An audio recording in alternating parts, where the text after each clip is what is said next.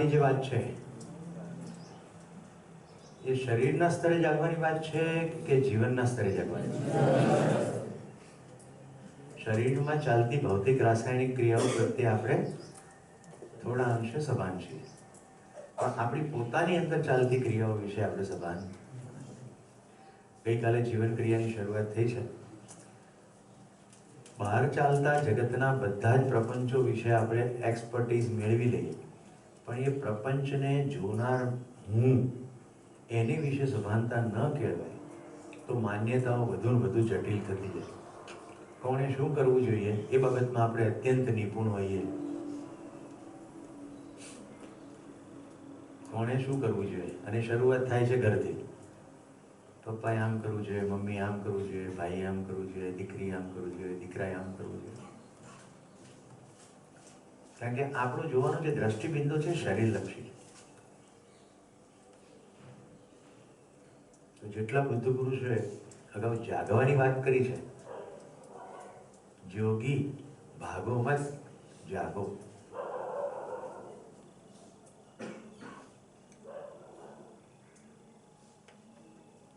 ભોર ભાઈ એટલે શું? આખા ભજનની અંદર સવાર પડવાની વાત છે. જ્ઞાનનો પ્રકાશ આવે એનું નામ સવાર,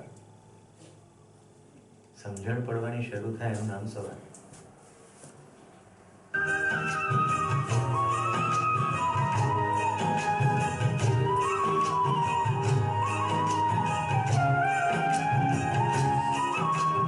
जान भुगत करनी अपनी ओ पापी पाप में चैन कहाँ है। जान भुगत करनी अपनी ओ पापी पाप में चैन कहाँ। जब पाप की गठरी शीश धरी, जब पाप की गठरी शीश धरी, फिर शीश पकड़ क्यों मत है। उठ जाग मुसाफिर खोज भई, उठ जाग मुसाफिर खोज भई।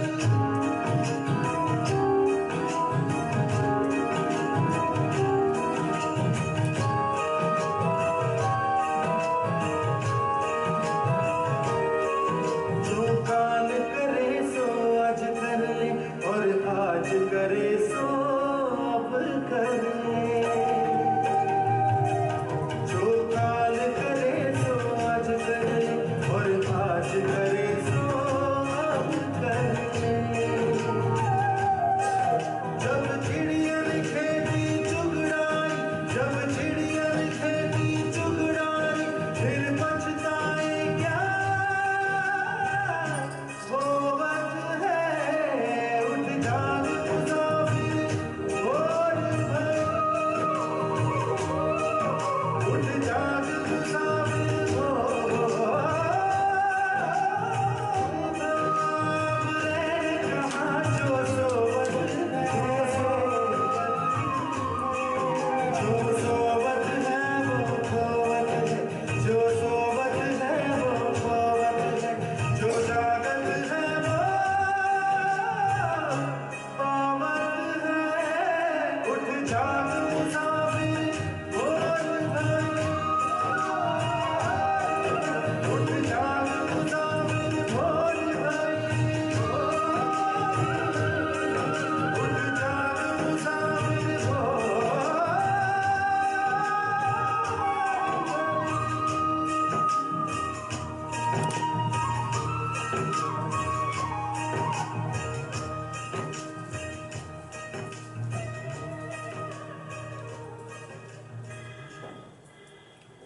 નમસ્કાર. કેમ છો બધા? મોજમાં? કાલે રાતની નિંદ્રા કેવી રહી?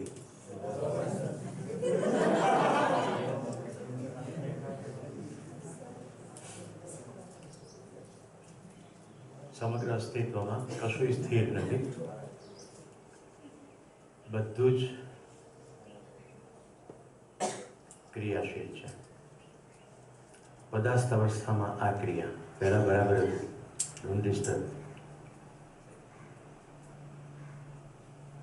પદાર્થ અવસ્થામાં આ ક્રિયા ગતિશીલતાના સ્વરૂપમાં જોવા મળે છે.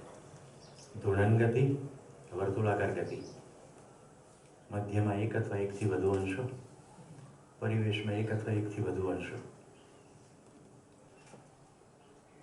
પ્રાણ અવસ્થામાં આ જ ક્રિયાશીલતા પ્રાણની એટલે કે ઓક્સિજનની આવાગમનના સ્વરૂપે એટલે સ્પંદનના સ્વરૂપે જોવા મળે છે. સ્પંદનશીલતા. જીવ અવસ્થામાં આ જ ક્રિયા સંવેદનશીલતાના અર્થમાં જોવા મળે છે. અને જ્ઞાન અવસ્થામાં આ જ ક્રિયાશીલતા જીવન ક્રિયાના સ્વરૂપમાં જોવા મળે. અસ્તિત્વમાં કશું સ્થિર નથી. સતત નિરંતર ક્રિયા ચાલી રહી છે. બહારની જેટલી ક્રિયાઓ આપણે જોઈએ છે એ ક્રિયાઓના નિયમોને સમજીએ એટલે બે પદાર્થો વચ્ચે ઘટતી બધી જ ક્રિયાઓના નિયમોને આપણે ભૌતિક વિજ્ઞાન કહ્યું. જેમાં મેગ્નેટિઝમ, ગુરુત્વાકર્ષણ, બોયન્સી, તરલતા, કેટલીક વસ્તુઓ તરે છે, કેટલું ડૂબી જાય છે. આ બધા બે પદાર્થો વચ્ચેના નિયમ છે. એક પદાર્થ છોડી દઈએ તો પૃથ્વી તરફ જતો જોવા મળે છે. બે પદાર્થો વચ્ચેના નિયમોને ભૌતિક વિજ્ઞાન કહ્યું. બે પદાર્થોના આંતરિક સંયોજનના નિયમને આપણે કેમિસ્ટ્રી કીધી. પાણીની અંદર ખાંડ નાખીએ છીએ, થોડીક વારમાં ખાંડ ઓગળી જાય છે. રસાયણ વિજ્ઞાન. બે પદાર્થો વચ્ચેના અને બે પદાર્થોના સંયોજવાથી જે પ્રાણ કોશિકાઓ બની એ વિજ્ઞાનને આપણે બાયોલોજી કીધું.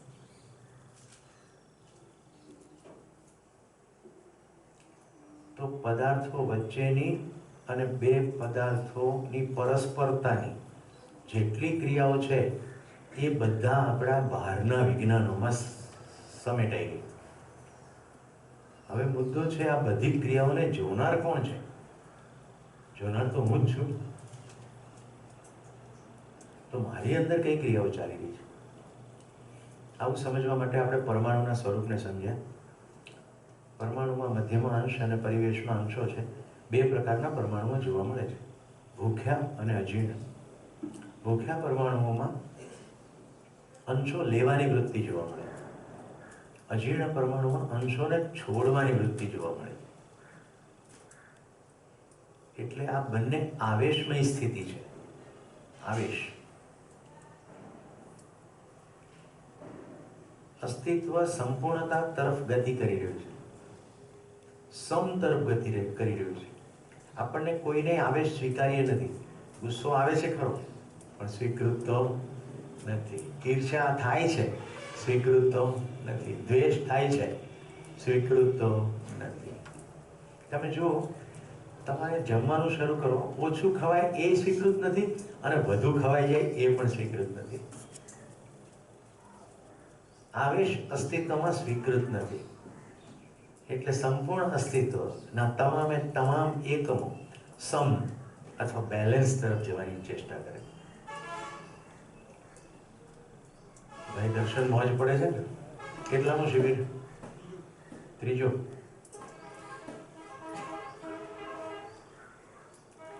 આવેશ આપણને સ્વીકૃત નથી, આવું આપણું ધ્યાન આપણી અંદર જાય તો આવેશ કેમ આવે છે એની ઉપર પણ જાય. પણ આવેશ જ સ્વીકૃત છે એવો ભ્રમ હોય તો આપણે આવેશિત જ રહીએ. તો અસ્તિત્વમાં આવેશ સ્વીકૃત નથી. અસ્તિત્વ સંપૂર્ણતા તરફ ગતિ કરે છે, સમ તરફ ગતિ કરે છે. એટલે ગઠનશીલતા જોવા મળે છે. ભૂખ્યા અને અજીર્ણ બંને જોડાઈ જાય છે અને એક સમસ્થિતિને પ્રાપ્ત કરે છે. આવા સંયોજનોને કારણે વિવિધ પ્રકારના રસાયણો અને આવા વિવિધ રસાયણોના સંયોજનને કારણે પ્રાણ કોશિકાઓ, આવા પ્રાણ કોશિકાના વિકસિત અંગ ઉપાંગો વાળી રચનાઓથી વિવિધ શરીરો. You are already in. ગઠનશીલતા અંતર્ગત વિવિધ પ્રકારના સંયોજનોના રસાયણો જોવા મળે, પણ ધ્યાન રાખજો, ગતિશીલતા, ક્રિયાશીલતા નિરંતર છે. એટલે બે ભેગા થઈ ગયા એટલે ભેગા રહેશે એવું બિલકુલ થતું નથી. જે લોકોને ઘરની અંદર ક્યારેક પેઇન્ટ કરાવ્યો હશે એમને ખબર હશે, થોડા વખત પછી પેઇન્ટની પોપડી થઈ જાય છે. આપણે કહીએ તો ભેજ આવી ગયો. વાત તો પદાર્થ અવસ્થાઓના ઇન્ટરપ્લેની જ છે. ગમે તે વસ્તુ ધીમે ધીમે ધીમે પાછી ભેગી થયેલી છૂટી પડે. આટલું સરસ મજાનું શરીર કુદરતે બનાવેલું છે, એ સેમ એવું રહેતું નથી. ડિસઇન્ટિગ્રેશનની પ્રક્રિયા ચાલી જ રહી છે. Integration disintegration, integration disintegration. તો પરમાણુની આ શૃંખલાની અંદર એક પરમાણુ એવો જોવા મળ્યો જેમાં મધ્યમાં 1 અંશ અને પરિવેશમાં 2, 8, 18 ને 32 એમ કુલ 61 અંશોનો આ પરમાણુ ગઠન પૂર્ણ થઈ ગયો. હવે એને ગઠનશીલતાની જરૂરિયાત રહી નહીં. ગઠન પૂર્ણ થતાની સાથે ભૌતિક કે રાસાયણિક ક્રિયાઓ એની પર અસર કરશે નહીં. કાલે કોઈએ પ્રશ્ન પૂછ્યો કે હું ભારહીન છું, મારું કોઈ વજન નથી. સીડી ઉતરતા ઉતરતા ઘણા કેમ કરીને જલ્દી જવાબ લઈ લઈએ. ગમે છે મને પ્રશ્નો. હું ભારહીન છું એનું શું પ્રૂફ?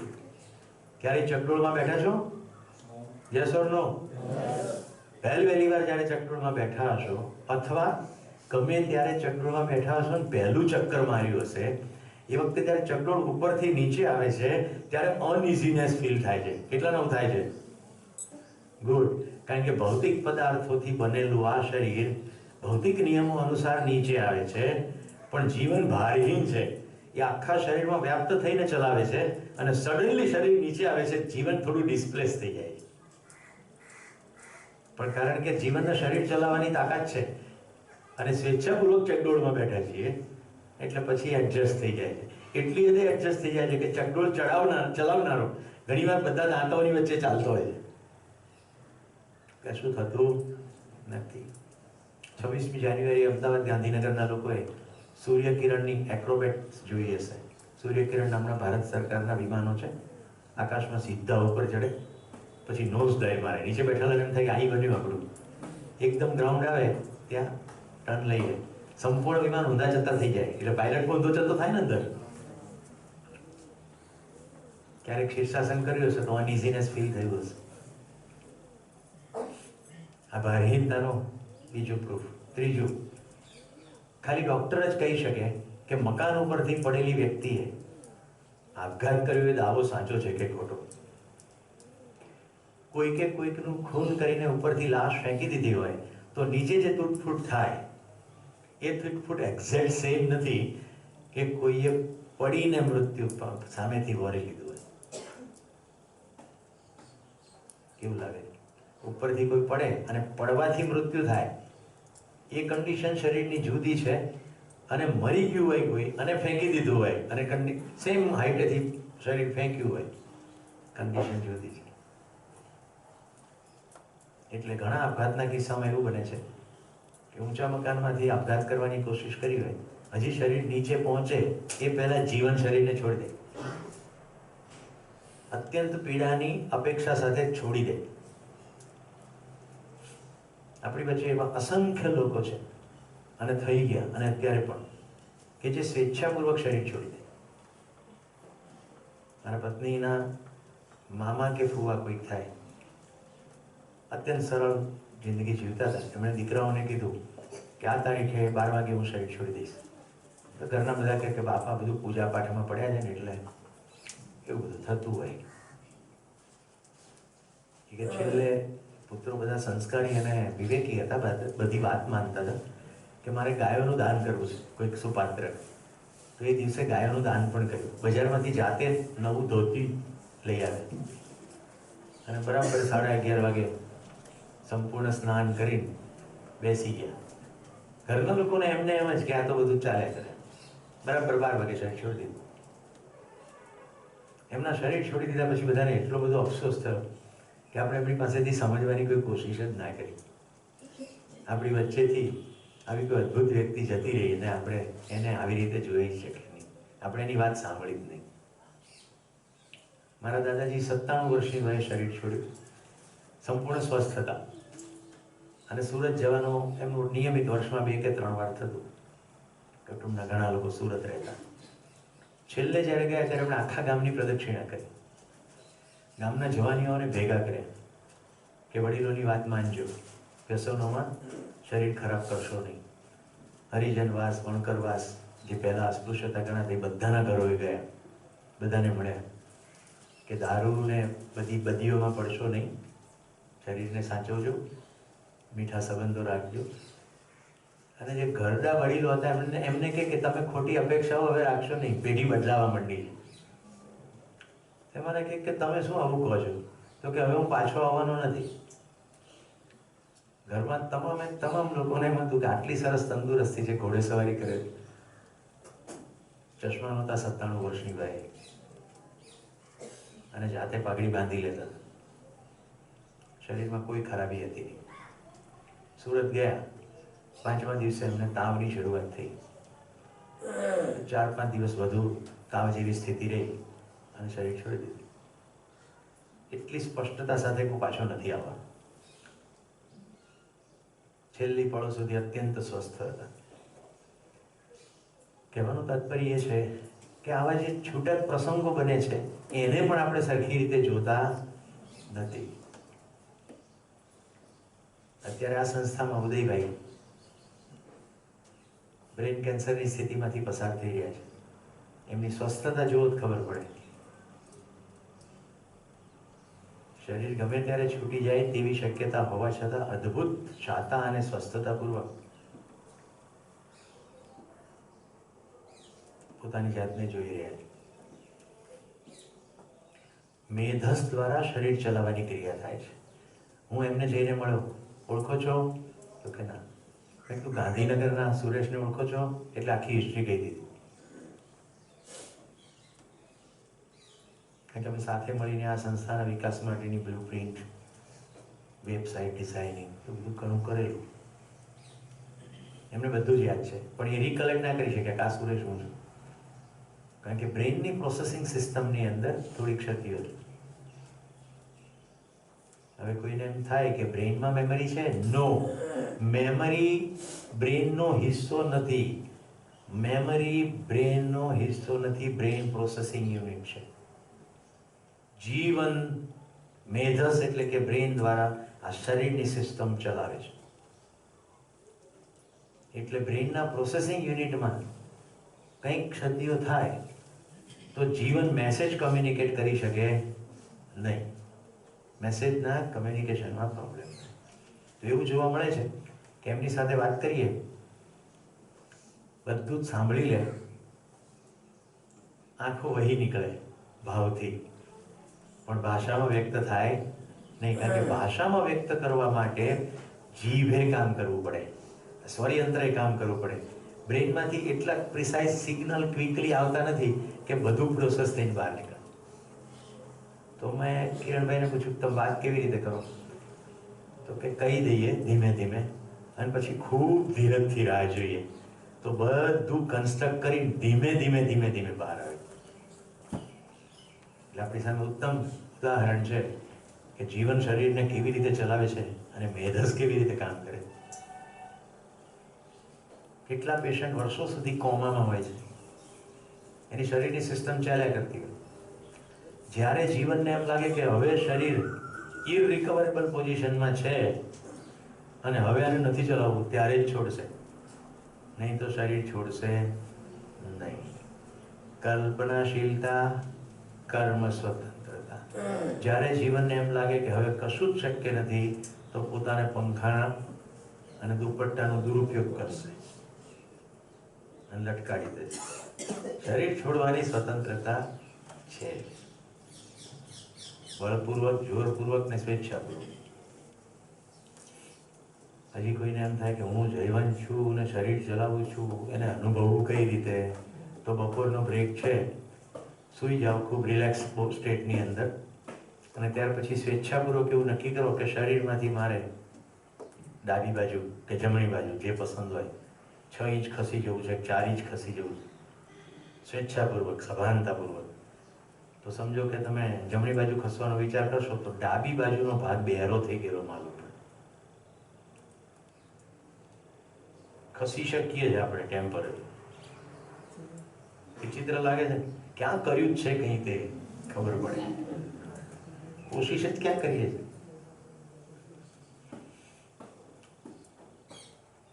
એટલે બપોરે કોઈ કરીને આવે ને કે અમારે તો ના ખસ્યું, કે ના ખસે.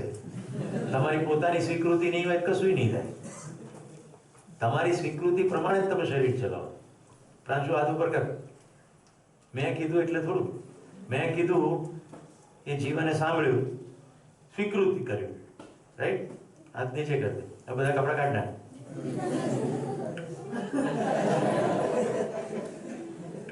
જેટલી સ્વીકૃતિ હશે એટલું કરશે. સ્વીકૃતિ નહીં હોય નહીં કરે. કપડા તો કદાચ હજી કાઢી શકશે. પેલા પાછળ બેન બેઠા છે ને, એમની થેલીમાં સૂડી છે. એ સૂડી લઈને મારી આંગળી કાપી નાખે.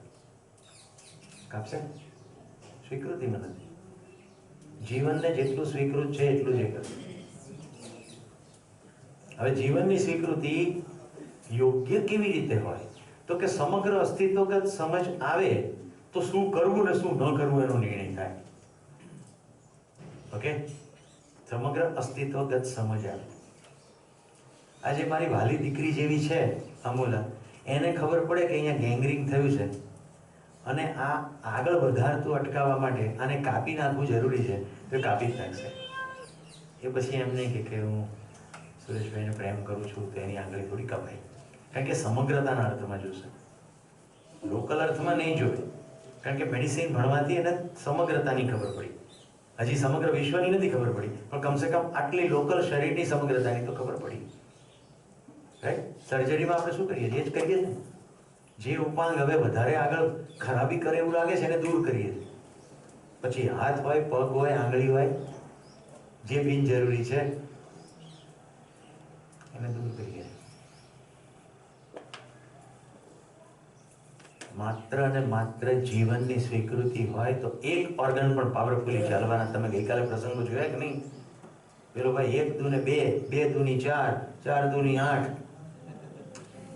આપણી વચ્ચે શકુંતલા દેવી પણ થઈ ગઈ, રાઈટ? એને હ્યુમન કેલ્ક્યુલેટર કહેતા હતા. સ્વીકૃતિ. એકવાર નક્કી કર્યું કે કરવું છે, એ ઓર્ગન ચલાવવું છે એટલે ચાલે. એક વિદ્યાર્થી મારા જીવનમાં આવ્યો હતો કડી યુનિવર્સિટીનો. એ કે મને એકવાર નંબર ટેલિફોનનો કોઈક આપી દે, મોબાઈલ નંબર, એટલે મને હંમેશ માટે યાદ રહે છે. મેં કીધું તારા સંપર્ક સૂત્રો બધા આપી દે, ક્યારેક તને લાઈવ ડેમોન્સ્ટ્રેશન માટે બોલાય. એ ક્લાસની અંદર 50 બેઠા હોય અને 50-50 પોતાના મોબાઈલ નંબર એકવાર બોલી જાય તો પછી હું 50-50ના મોબાઈલ નંબર બોલી બતાડું. અમારા ન્યુયોર્કમાં તો ત્યારે એક માણસનો ત્યાં શો થયો હતો.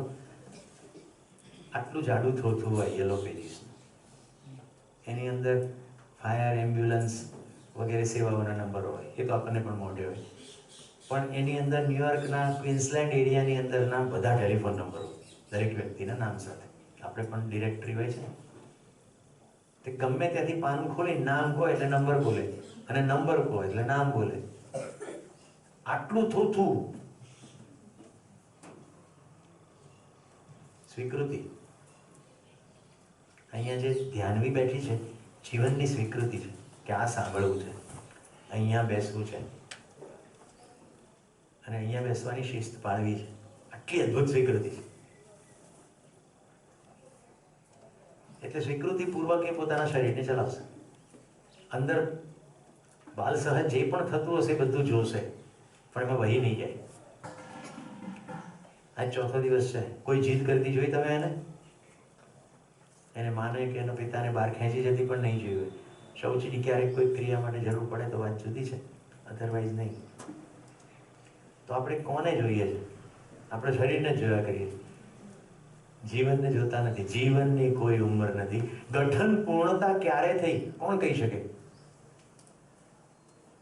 પરમાણુ ગઠન પૂર્ણ ક્યારે થયો એ કોણ કહી શકે?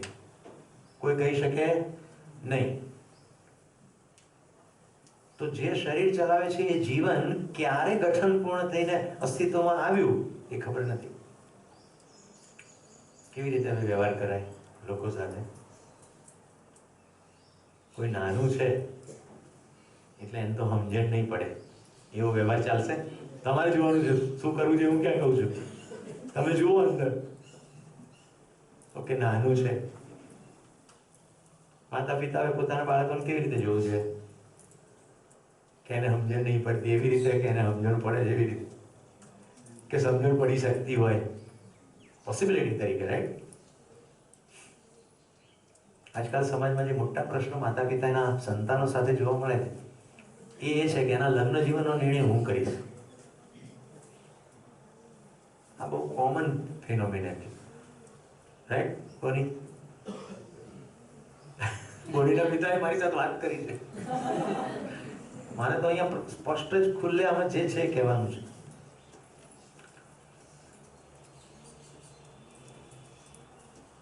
હું ફાલ્ગુની બેનને કહેતો હોઉં છું કે તમારી ધૂની છોકરીને કેવો છોકરો ગોતશું આપણે કહું છું, એમ નહીં, તમે નહીં. આપણે અંદર અર્થછાયા શું પડી જાય? તારી જિંદગી નિર્ણય હું લઈશ, કારણ કે મને તારી કરતા વધારે દિવાળીઓ જોઈ. પણ કેવી દિવાળીઓ? સુરસુરિયા વાળી? આ જમાના જેવા બોમ્બ દેખ્યા છે?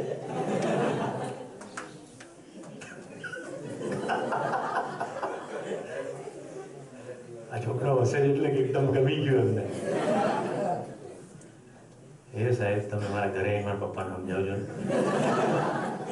મારે કોલેજના છોકરા છોકરીઓનો જો કોઈ કોમન પ્રોબ્લેમ આવતો હોય તો એ છે કે તમે મારા પપ્પા મમ્મીને સમજાવી દો તો અમારે આ પ્રોબ્લેમ સોલ્વ થઈ જાય.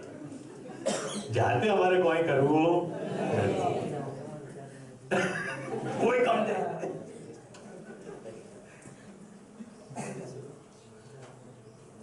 કિંજલબેન મોજમાં છો ને?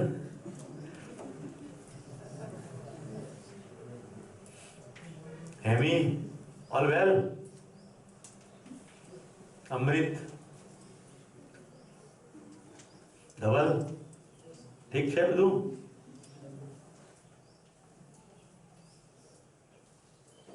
મારે સમજવું નથી કરણ, પણ તમારા પપ્પાને સમજાવી દો. અચ્છા, બીજો ભ્રમ એ છે કે હું એના પપ્પાને સમજાઈ શકીશ એવો બીજો ભ્રમ. પોતે નહીં સમજાઈ શકે પહેલો ભ્રમ, હું એના પપ્પાને સમજાઈ શકીશ એ બીજો ભ્રમ, અને હું કંઈક કહીશ તો મારા પપ્પા સમજી જશે એ વળી ત્રીજો ભ્રમ. અને હવે ચોથો ભ્રમ બતાડું છું. જેની સાથે મારા લગ્ન થવાની મારી ઈચ્છા છે એની સાથે મારું સેટ થઈ જશે તો હું સુખી થઈ જઈશ એ વળી ચોથો ભ્રમ. व्यक्तियों से सुखी हो जाएंगे इस भ्रम का नाम है मोह. जो बता रहा हूं બધા દુશ્મનો किसी व्यक्ति मुझे सुखी कर देगा. આપણે એટલું તો સ્પષ્ટ કર્યું છે કે સમજણથી સુખી થવાય, સમજણથી સુખી થવાય, માણસોથી સુખી થવાય નહીં. એક માણસને બીજા માણસ વચ્ચેના સંબંધથી સુખી થવાય, પણ સંબંધની સમજણ પડે તો મૂળ મુદ્દો તો સમજણથી સુખી થવાનો. વ્યક્તિઓથી સુખી થઈ જઈશ એવા ભ્રમનું નામ મોહ. વ્યક્તિના શરીરથી સંવેદનાત્મક મજા એનાથી સુખી થઈ જઈશ એનું નામ કામ. સામેવાળી વ્યક્તિ મારી વાત માની જશે અને મનાવવા માટે હું આવેશિત સ્થિતિ કરીશ એનું નામ ક્રોધ. વસ્તુઓથી સુખી થઈ જઈશ એટલે વસ્તુઓ ભેગી કરી નાખું એનું નામ લોભ. મને મળે કે ના મળે પણ નિર્જા તને તો ના જ મળવા દઉં એનું નામ મત્સર અથવા ઈર્ષ્યા. એટલે તું મજાકમાં કહેતી હતી ત્યારે તમે હા પાડી હતી, પણ એકવાર પ્રેમ થાય પછી જેલસી થાય નહીં, ઈર્ષ્યા સંભવે નહીં. પ્રેમની સ્થિતિમાં પૂર્ણ મૂલ્યતા છે, ત્યાર પછી ઈર્ષ્યા સંભવે નહીં. ઈર્ષ્યા મને નહીં મળે તો કંઈ નહીં, પણ તને તો નહીં જ મળવા દે. કામ, ક્રોધ, લોભ, મત્સર, ઈર્ષ્યા. હવે એક રહ્યો મદ. હે રાજવી, આપણી જોડે રોજ એક નવા જંભો છે તારી જોડે? કોઈને પ્રશ્ન થતો હોય રોજ નવો જબ્બો કેમ આવે છે તો એનું કારણ કહી દઉં, તને કચરો લઈને ઘરે જશું. આખો શિબિર રેકોર્ડ થઈ રહ્યો છે. હું હેતુપૂર્વક રોજ કપડું બદલી નાખું છું જેથી કરીને જ્યારે એડિટ કરવા બેસીએ ત્યારે ફરક પડે, રાઈટ? એક કલરનો આખો દિવસ કપડાં પહેર્યું હોય તો આ ડે 4થનું એડિટિંગ કરવાનું. વોલેન્ટિયરમાં વહેંચી દઈએ તો બધાને ખબર પડે. જેમ કે થોડુંક વિડીયો બીઓની એડિટ કરે કે થોડો મનન કરે, જૂના શિબિરાર્થીઓ કોઈ પણ એડિટ કરવા જાય તો પર્ટિક્યુલર એક દિવસમાં આટલું કન્ટેન્ટ હતું એનો ખ્યાલ રહે, એટલે આ પહેરું. એક દિવસમાં ગંદા થઈ જતા નથી કપડાં. ઠીક છે? તો મારી પાસે છે એવું તારી પાસે નથી, અથવા બીજાને બતાવી દો મારી પાસે શું છે. બોલ અદિતિ, તેરે પાસ ક્યા હૈ? मेरे पास माँ है. હિન્દી ફિલ્મના ડાયલોગ, રાઈટ કુશાલ? એને કહેવાય મદ. પડી ગઈ છે ની ખબર? દુશ્મનો બહાર છે કે અંદર છે? કામ, ક્રોધ, લોભ, મદ, મોહ, મત્સર. જો ફરી એકવાર આખી શૃંખલા કહી દઉં છું. વસ્તુઓથી સુખી થવાશે એવા ભ્રમનું નામ છે લોભ. એટલે વસ્તુ ભેગી કરી જાઓ, કરી જાઓ, કરી જાઓ. સાદો મોબાઈલ આવે ના ચાલે, આઈફોન લોન્ચ થવાનો છે. આગલી સાંજે 5 વાગ્યાથી ભૂખ્યા તરસે બેહી રહેવાનું લાઈનમાં. સવારમાં લોન્ચ થાય ત્યારે લેવાનું. હેરી પોટરની પબ્લિશ થવાની નવી ચોપડી. તો ન્યુયોર્ક જેવા શહેરની અંદર મોટી મોટી લાંબી લાઈનો લાગે છે. જેમ કે પહેલી ચોપડી મળે તો વાર્તાની સ્ટોરી બદલાઈ જાય. અમારા કિશન એકવાર કે 15 વાર શોલે જોઈ. ગ્રેટ કહેવાય. 15મી વાર તો ગબ્બરસિંહે ડાયલોગ બદલી જ નાખ્યો હશે ને. અમદાવાદમાં એવા કેટલાય ભ્રમના ઘન વસે છે, પહેલા શોમાં પિક્ચર જોવાનું.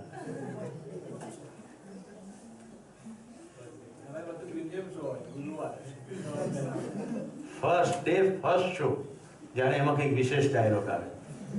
એમને તો પદ્મશ્રી એવોર્ડ મળતા હશે. પછી બજારમાં ગયા નથી, ગમ્યું નથી, લીધું નથી.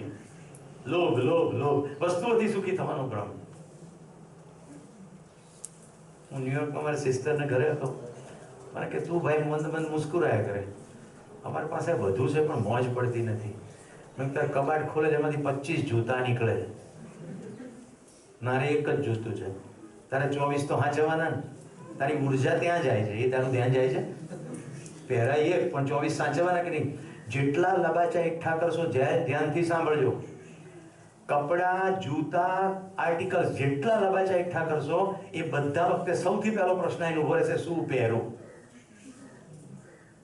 એ શું પહેરું પછી પહેરી ગયું એટલે એને ધોવા નાખો, ધોઈને આવે એટલે ઇસ્ત્રી કરો, ઇસ્ત્રી કર્યા પછી એને યોગ્ય જગ્યાએ મૂકો. ધ્યાન જવું જોઈએ કેટલી જગ્યાએ ઉર્જા જો વ્યય થાય છે. એ ઉર્જા બીજી કોઈક ઉપયોગી જગ્યાએ લગાડી શકાય એવી નથી. આપણે એટલું બધું ભેગું કરીને એટલું બધું ચીતરીએ છે કે સ્વયંમાં જોવા માટેનો સમય મળતો. સ્વયંમાં જોવું એટલે બધું કામ પડતું મૂકીને આંખો બંધ કરવાની વાત નથી. હા, તમે કામને એવી સરળતાથી કરતા હો કે કામ કરતા કરતા તમારું ધ્યાન અંદર રહે. આપણે તો એક કામ કરતા કરતા 15 કામ પેન્ડિંગ છે, એની ઉપર ધ્યાન છે. આ પતે પછી પેલું કરવાનું છે, પછી પેલું કરવાનું છે, પછી પેલું કરવાનું છે. એટલે જે કામ થઈ રહ્યું છે એ કામમાં ભલીવાર આવતો નથી, અથવા સંતોષની ફિલિંગ નથી થતી. કર્યા પછી પણ સંતોષની ફિલિંગ નથી.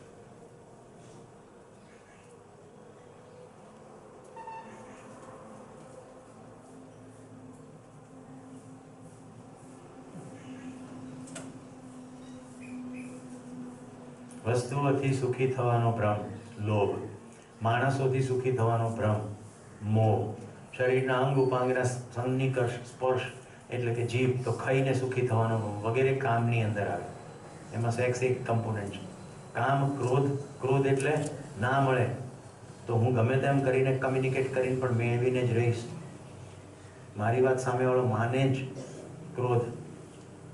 બીજાને મનાવીને સુખી થવાનો ભ્રમ એટલે ક્રોધ. બીજા પાસેથી છીનવી લઈને સુખી થવાનો ભ્રમ મત્સર, ઈર્ષ્યા. એકઠું કરીને બીજાની કરતા મારી પાસે વધારે છે એવું કહીને માનીને સુખી થવાનો ભ્રમ એટલે મોજ. આ ત્રિપાઈ આમ બોલતું ગયું. કામ, ક્રોધ, લોભ, મદ, મોહ, મત્સર ખ્યાલ આવી ગયો. અને ષડ રીપુ કે છે. આ 6 દુશ્મનો ભારતીય દર્શન શાસ્ત્રએ પહેલા પણ કહ્યા છે, પણ આટલા સરસ વ્યાખ્યાયિત નહીં થયા. આંગળી મૂકીને બતાવી શકાય એટલા વ્યાખ્યાયિત નથી. આવું કરીએ છે કે ભાઈ ગુસ્સો આવે તો છે, પણ ગુસ્સો આવે છે કેમ? તો કે કોઈને દુઃખી કરવાની તો ઈચ્છા છે જ નહીં. એજન્ડા તો ખુદ સુખી થવાનું જ છે, પણ એમ છે કે મારી વાત મનાઈને હું સુખી થઈ જઈશ, એટલે ગુસ્સો આવે છે. ખ્યાલ આવ્યો? ગુસ્સો એટલા માટે આવે છે.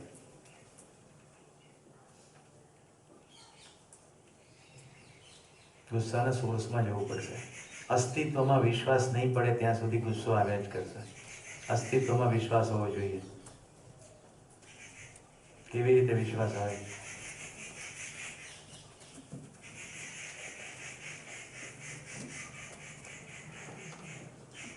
કેટલાને અવાજથી ગમે છે? હવે જો કેટલાક નમૂના તમને બતાવી. કોયલ ગમે પણ આ ના કરે, આ કે કર્કશ કરે છે. હું એક બેનને જાણું છું કે સવારના પોરમાં 5 વાગે આમ કોયલ લોહી પી જાય. કોયલ ક્યાં લોહી પીવે છે? કોયલ તો ખાલી ટહુકે છે, કોયલ થોડી લોહી પીવે છે. આપણે ઇન્ટરપ્રિટેશનમાં આપણે આ બધા પકડ ગયેલા, આય દુઃખી થા. અરે આપણા આંગણામાં આવીને કોયલ ટહુકે છે. Thank God. ગોડમાં માનતા હોય તો, અને ના માનતા હોય તો થેન્ક કોયલ કે તું મારું ધ્યાન ખેંચવા માટે સવારે 5 વાગ્યામાં પધાર્યો. પછી સમજાવવું જોઈએ કે આ અવાજથી મારી અંદર શેનું આસ્વાદન થયું? રુચિનું આસ્વાદન થયું. જો અવાજ નથી ગમતો તો, કે કોયલ સાથેનો સંબંધ સમજાયો તો મૂલ્યનું આસ્વાદન થયું, અને અસ્તિત્વની વ્યવસ્થાનું આસ્વાદન થયું. કલ્પના તો કરો એ દુનિયાની જેમાં કોયલના ટહુકા ના હોય, પતંગિયાઓનો ફડફડાટ ના હોય. એ દુનિયાની કલ્પના કરો, ઊંઘ નહીં આવે. આ છે તો જિંદગી જીવવાની કંઈક પણ મજા છે. સુખ નથી, મજા તો છે. સુખ તો સમજણથી જ છે.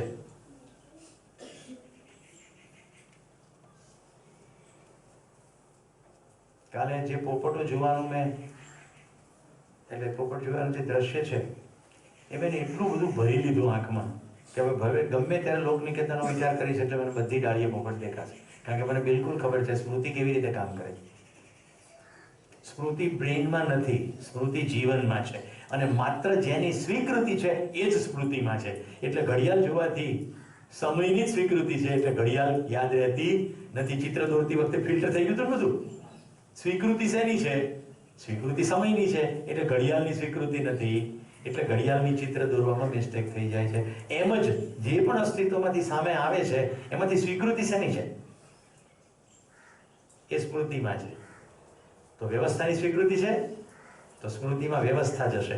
નિરંતર વ્યવસ્થા સ્મૃતિમાં જવાને કારણે વધુ ને વધુ વ્યવસ્થાનો બોધ થયા કરશે, એટલે વધુ ને વધુ સુખની માત્રા વધતી જશે. જો અહીં ત્યાં આવતી દરિયાવની મીઠી લહર, તેની ઉપર ચાલી રહી નાજુક સવારી આપની, આ ખૂનને ચરખે અને રાતે અમારી ગોદમાં આ દમ બોલી રહી ઝીણી સિતારી આપની, જ્યાં જ્યાં નજર મારી ઠરે યાદી ભરી ત્યાં આપની.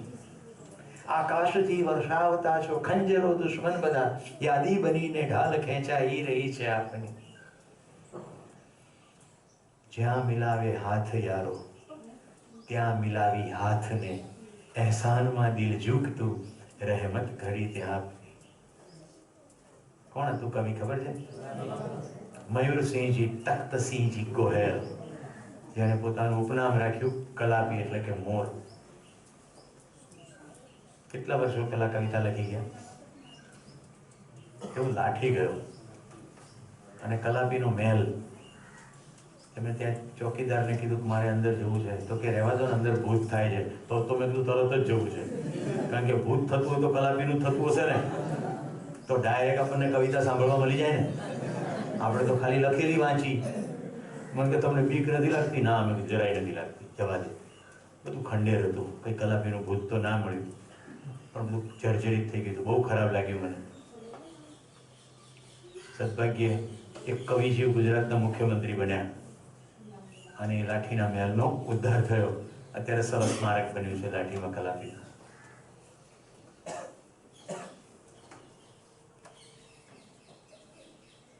કેટલા સુંદર કાવ્યો રચ્યા સંવેદનશીલતાના. પણ જો અંદર વ્યવસ્થાનો બોધ ન હોય શું થાય? અનિલભાઈ, તમને ઇન્ટરેસ્ટ પડે એવું છે, 8મા ધોરણમાં કવિતા આવી, રે પંખીની ઉપર પથ્થરો ફેંકી દીધો. હવે મને કવિતાનો નાનપણથી કવિતા ગીતોનો રસ. તેમને સાહેબને વળી ટીચર્સ રૂમમાં જઈને પૂછ્યું, સાહેબ આમાં તો સમજણ નથી પડતી આ કવિતામાં. તો તો કે હું સમજણ નથી પડતી. આંગણામાં બધા કબૂતરા બેઠા હોય ને કોકે પથરો નાખ્યો. મેં કીધું પણ ઉપર કશું બીજું લખ્યું છે, રૂપકની વાત છે ને શબ્દોની વાત છે ને ખબર નથી પડતી. જતો રહ્યો. પણ ચોપડી હાંચવી રાખી. રાઈટ, આજે મેં મારા દીકરાની ચોપડી હાંચવી રાખી ગુજરાતી. એ 10મા ધોરણની અંદર સરસ જેપી સોની નામના સાહેબ આવ્યા ગુજરાતીના. એટલે મેં પેલી ચોપડી કાઢી અને સાહેબ પાસે પહોંચી ગયો. સાહેબ 8મા ધોરણની આ કવિતા સમજાવો ને. અને જે સાહેબે સમજાવ્યું અદભુત. થોડીક જ વાત કરું છું. એમણે કહ્યું કે મંદાક્રાંતા છંદની અંદર આ કવિતા લખાઈ છે. મંદાક્રાંતા છંદમાં કરુણ રસની અભિવ્યક્તિ છે. આંગણાની અંદર પંખીઓ ચણે એ તો રૂપક છે, સામે એક કોમળ હૃદય છે અને પથરો એટલે શબ્દો છે. પથરો ફેંકી દીધો, ભૂલથી જો બોલાઈ ગયું તો સામેવાળાનું હૃદય દુભાઈ જશે, દુઃખી થઈ જશે. પછી શું કરશો? પછી એમણે ગાઈને સંભળાવ્યું. રે પંખીની ઉપર પથરો ફેંકતા ફેંકી દીધો, રે પડી ફાળ હૈયા મને અરે રે. પછી એમણે મને 2-3 મંદાક્રાંતાને સંભળાવ્યા. એક બીજું પણ યાદ રહી ગયું છે. જૂનું ઘર ખાલી કરતા. તૂટ્યા ચશ્મા ટીનનું ડગલું બાલદી કુખ કાણી. જૂનું ઘર ખાલી કરી નવા ઘરે જાય છે, બધો સામાન ખસેડે છે, બધો સામાન ટ્રકમાં ભરાઈ જાય છે. ત્યાં ખૂણામાંથી અવાજ આવે છે કે માં બધું તો લઈ ગઈ, મને ભૂલી કે. કારણ કે ત્યાં એનું બાળકનો જન્મ થયેલો અને ત્યાં એનું અવસાન થઈ ગયું. આખી કવિતા છેલ્લે પહોંચતા સુધી જો તમને ભાવ સમજાય તો તમે 14 નાસોએ રડી પડો કે ઓ શું કહેવા માંગે છે કવિ.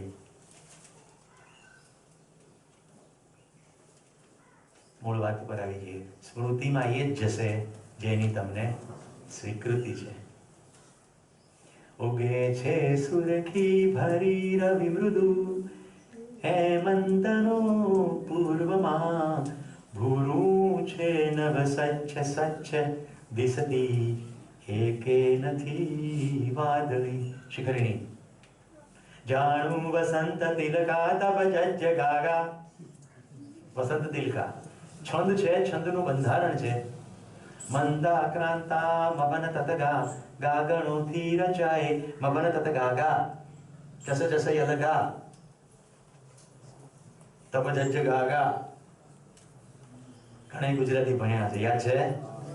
યાદ આવ્યું છે નહીં? ખાલી એટલું જ કે આવું કંઈક હતું.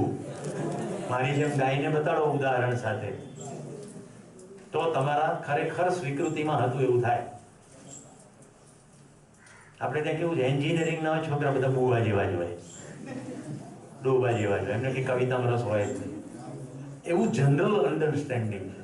લોકો જનરલ સ્વીકૃતિ એવી જ છે કે એન્જિનિયરિંગ ના હોય ને એને કે આવું ના ખબર પડે. એન્જિનિયરિંગ એ તો એક ફેકલ્ટી છે, મૂળ તો માણસ છે ને. અને માણસને શેમાં રસ છે?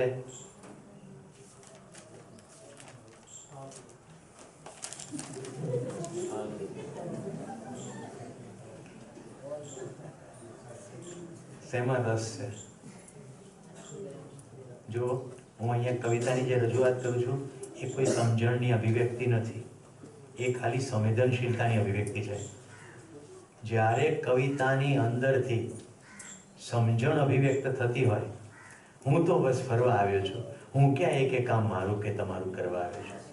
આ પથપરશી મધુર હવાને ચહેરા ચમકે નવા નવા, રે ચહું ન પાછો ઘેર જવા, હું ને કે સાત સુખે ભરવા, અહીં સ્વપ્નમાં અહીં સરવા આવ્યો છું, હું તો બસ ફરવા આવ્યો છું.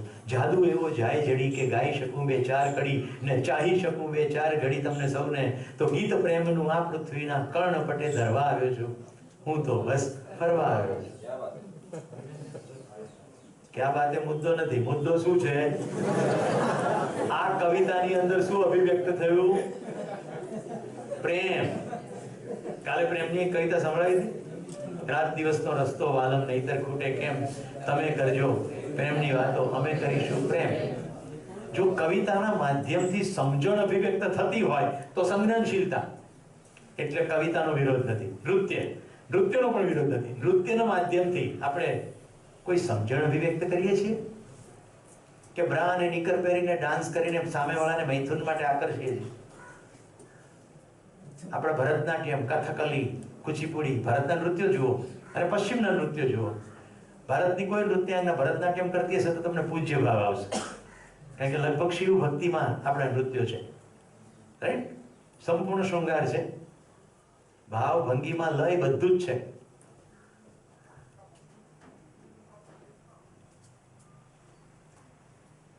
તો કલાના નામ પર આપણે શું કર્યું? પશુ મૃત્યુનું પ્રદર્શન. તો આપણી પાસે એવા ગીતો છે, એવી કવિતાઓ છે જે વ્યક્ત કરતી હોય સમજણના કોઈ ફલકને.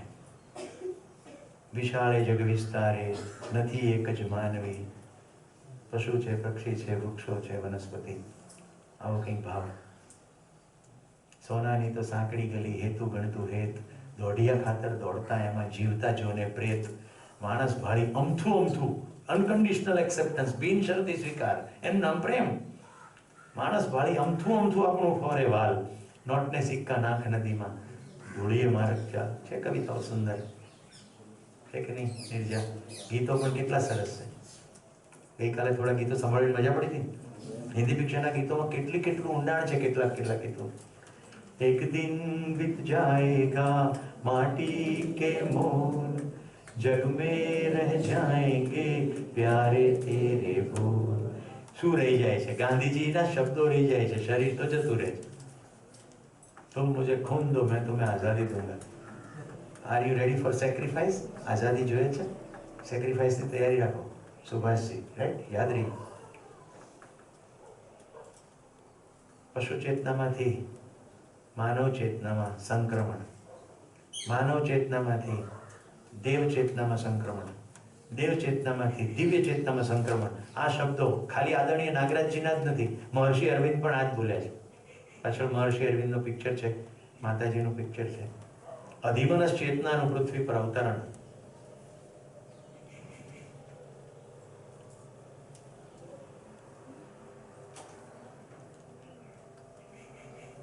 મિત્રો, જીવન ક્રિયામાં ઊંડાણમાં જતા પહેલા હું જે કાલની સાથે થોડું કનેક્શન કરવાની કોશિશ કરી રહ્યો છું.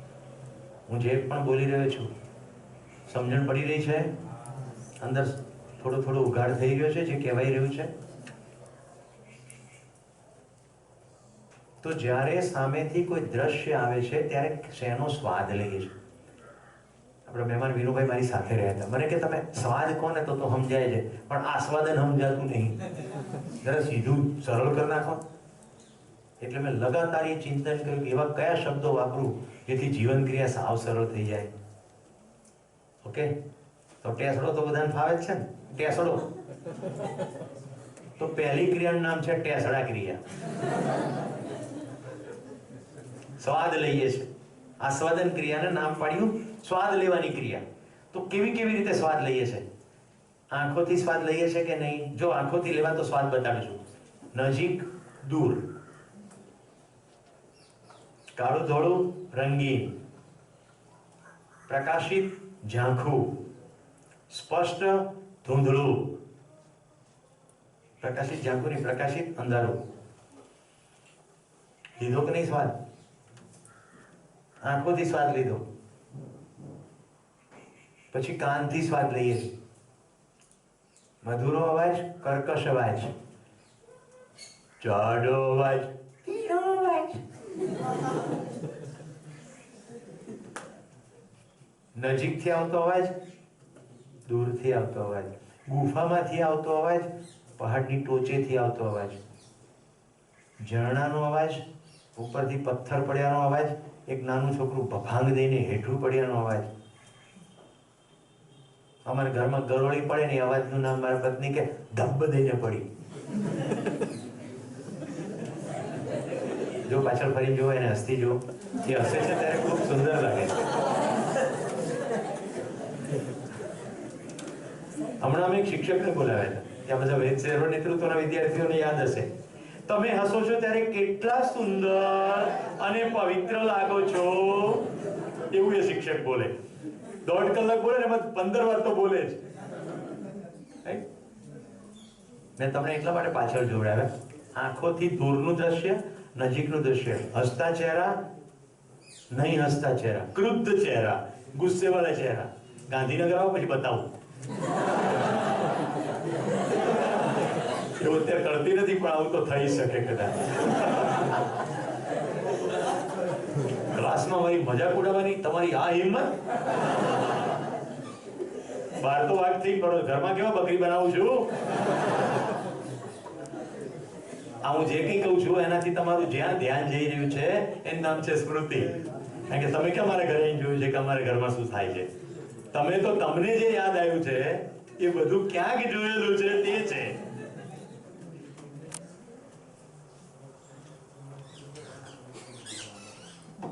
ચલો આપણે સ્વાદની ક્રિયા સમજાવતા હતા.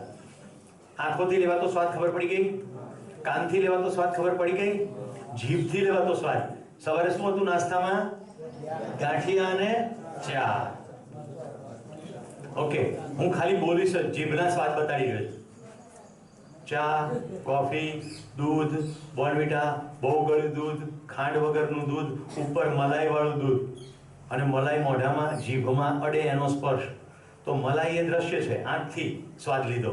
પછી જીભને સ્પર્શ થયો એ હજી બીજો સ્વાદ છે ચામડીનો, અને એનો કોઈ ટેસ્ટ આવ્યો એ જીભના કક્ષાનો સ્વાદ છે.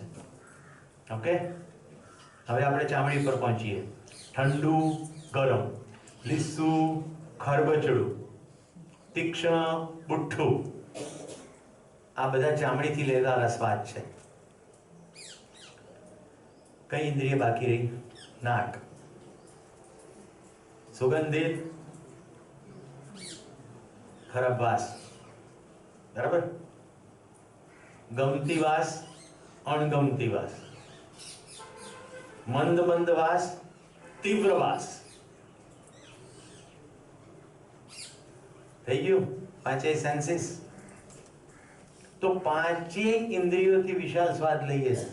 જ્યારે સ્વાદ ક્રિયાની વાત કરીએ છીએ ત્યારે જીભની વાત થઈ રહી નથી. પાંચેય ઇન્દ્રિયોથી આસ્વાદન થાય છે. આસ્વાદન ક્રિયા સમજાય છે? આસ્વાદન પૂર્વક ચયન. ચયન એટલે પસંદગી.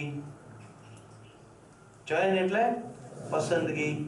જેટલી પસંદગીઓ છે એ બધી સ્વાદની સમાંતર જ છે.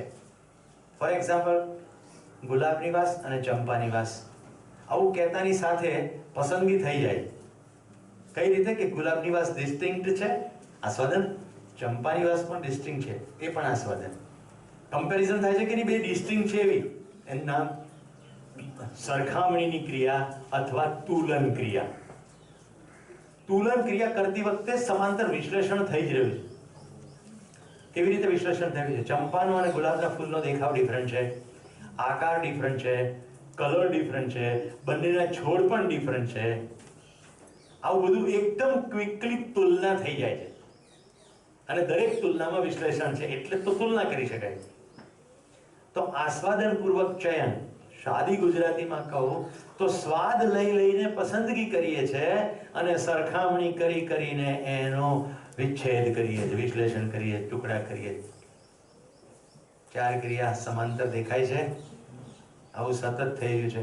હવે હું થોડા શબ્દો બોલું છું, તમારે અંદર જોવાનું છે ચારેય ક્રિયાઓ થઈ રહી છે ને. કુશાલ, તમે વાત કરો તો થોડું સારું લાગે. આ દૂરનું આકાશ મને મારું લાગે. વૃક્ષ અને પંખી બે વાતો કરે છે ત્યારે ખીલે છે લીલોનો રંગ. અમોલા ભમરાના ગુંજનથી જાગી ઉઠે છે ફૂલોની સૂતી સુગંધ. કિશન, તમે મૂંગા તો ઝરણું પણ ખારું લાગે. અમિતા, તમે વાત કરો તો થોડું સારું લાગે. રોમાંચે રોમાંચે દીવા બળે ને નૈના ભાભી, આ આખું તો તુલસીનો ક્યારો. સરુડી, તારી તે વાણીમાં વહેતો મૂકું છું હું મારો કાંઠે બાંધેલો જન્મારો.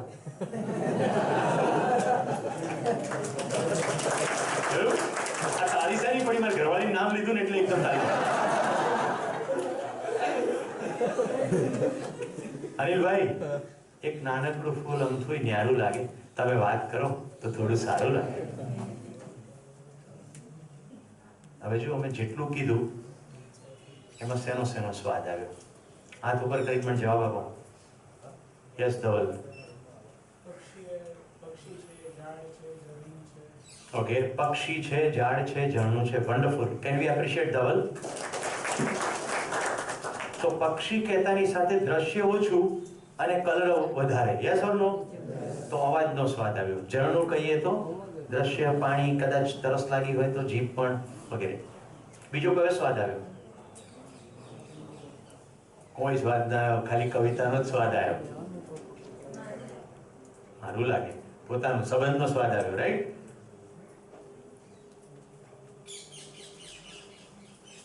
કેટલા કવિતા સાંભળવી ગમે? સંવેદનશીલતા. કવિતામાં દમ આવે તો સંજ્ઞાનશીલતા, એટલું ધ્યાન રાખવાનું, રાઈટ? આપણે ત્યાં પ્રણયની ઘણી બધી કવિતાઓ છે. હજી હમણાં પરમ દાડે જ મેં કીધી હતી અમૂલાને, 2 લીટી કહું તમને. તમને સમય નથી અને મારો સમય નથી. કોણે કહ્યું કે આપણી વચ્ચે પ્રણય નથી?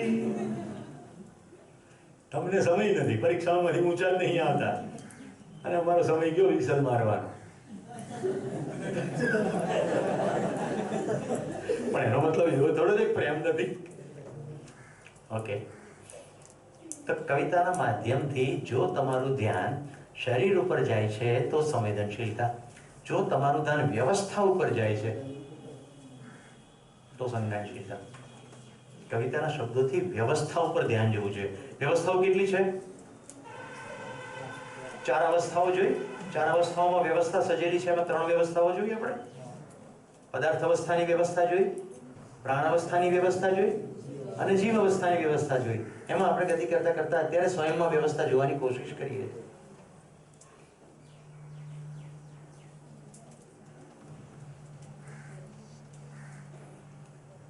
તો જ્યારે કોઈ પણ પ્રકારનો સંદેશ આવે ત્યારે અંદર સ્વાદ શરીરના લેવલે થઈ રહ્યો છે કે એનાથી ઉપરના લેવલે થઈ રહ્યો છે? એટલે કે મૂલ્ય, એટલે કે સંબંધ.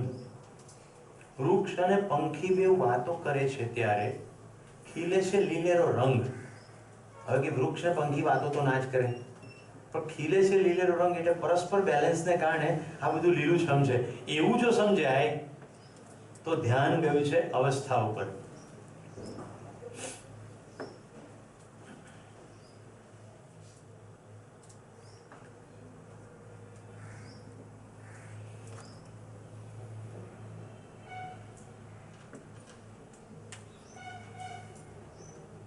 गीत तो हिंदी पिक्चर.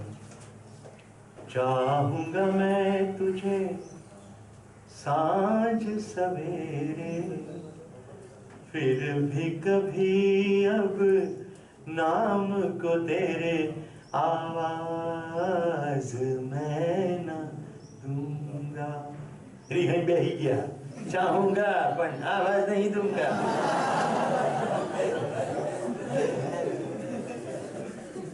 આ ગીતની પંક્તિઓ સાંભળતી વખતે તમારી અંદર કોઈ સંબંધ ઉપર ધ્યાન જાય.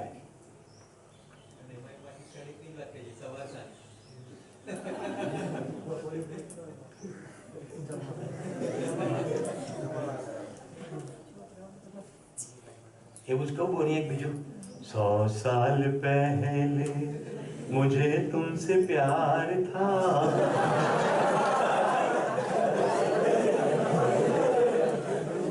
तो भूत हो गया. 100 साल पहले था तो અત્યારે શું છે?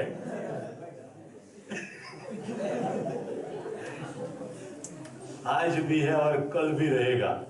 એટલે કે નિરંતર ભૂત અવસ્થા છે.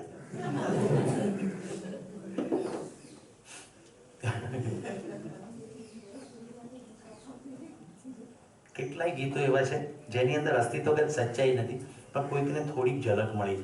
तू प्यार का सागर है, तेरी एक बूंद के प्यासे हम, लौटा जो दिया तुमने. એટલે કોઈ એવી કલ્પના કરી કે તે પ્યારનો સાગર છે, પણ ધ્યાન ગયું કે પ્યાસ તો પ્રેમની જ છે. મિત્રો, આ શિબિર દરમિયાન તમારી આટલી જો પ્યાસ સ્પષ્ટ થઈ જાય કે પૃથ્વી ઉપર મારી પ્યાસ પ્રેમની છે, આની સિવાય બધું મારા માટે ગૌણ છે, તો સંબંધની અંદર સુગંધ આવવાની શરૂ થશે. સંબંધની મોજ એટલે નથી પડતી કે પ્યાસ પ્રેમની છે એની ઉપર ધ્યાન જ નથી જતું. પ્યાસ વસ્તુઓની છે જ નહીં. હું જીવન છું, શરીર નથી. શરીરને પ્યાસ વસ્તુઓની સામયિક છે, નિરંતર નથી. નિરંતર આપણી પ્યાસ તો પ્રેમની છે. રાત દિવસનો રસ્તો વાલમ નહીતર ખૂટે કેમ, તમે કરજો પ્રેમની વાતો, અમે કરીશું પ્રેમ. તમને ધુમ્મસ ઝાકળવાલા, અમને ઉજળી રાત. કેમ ધુમ્મસ છે? તમારે હોય નખરા ભાઈ, તમે રેતી કે હથેળી ઉપર લખો તમારું નામ, અમે એટલા ઘેલા ઘાયલ, નહીં નામ કે કામ. તમને તો કોઈ કારણ, અમને નહીં ભાન નહીં વેમ, તમે કરજો પ્રેમની વાતો, અમે કરીશું પ્રેમ. આ શબ્દો આવતાની સાથે પ્યાસ તરફ જવું જોઈએ ધ્યાન. હા, મૂળ વાત તો પ્રેમની છે. મારો એક દોસ્ત મને ફોનમાં રડતા રડતા કહે છે, બધું બરાબર છે પણ મારી મા મને પ્રેમ કરતી નથી. કારણ કે મારા માર્કશીટમાં થોડા માર્ક ઓછા આવ્યા. એ તમામ માઓને બાપાઓને ધિક્કાર છે જે માર્કશીટના આંકડા સાથે પોતાના બાળકોને જોડે. तुम मुझे मार्कशीट दो, मैं तुम्हें साइकिल दूंगा. तुम मेरी बात मानो तो मैं तुम्हें प्यार करूंगी, नहीं तो नहीं करूंगी. વચ્ચે શરત આવે એને પ્રેમ કહેવાય? એને વાટકી વ્યવહાર કહેવાય.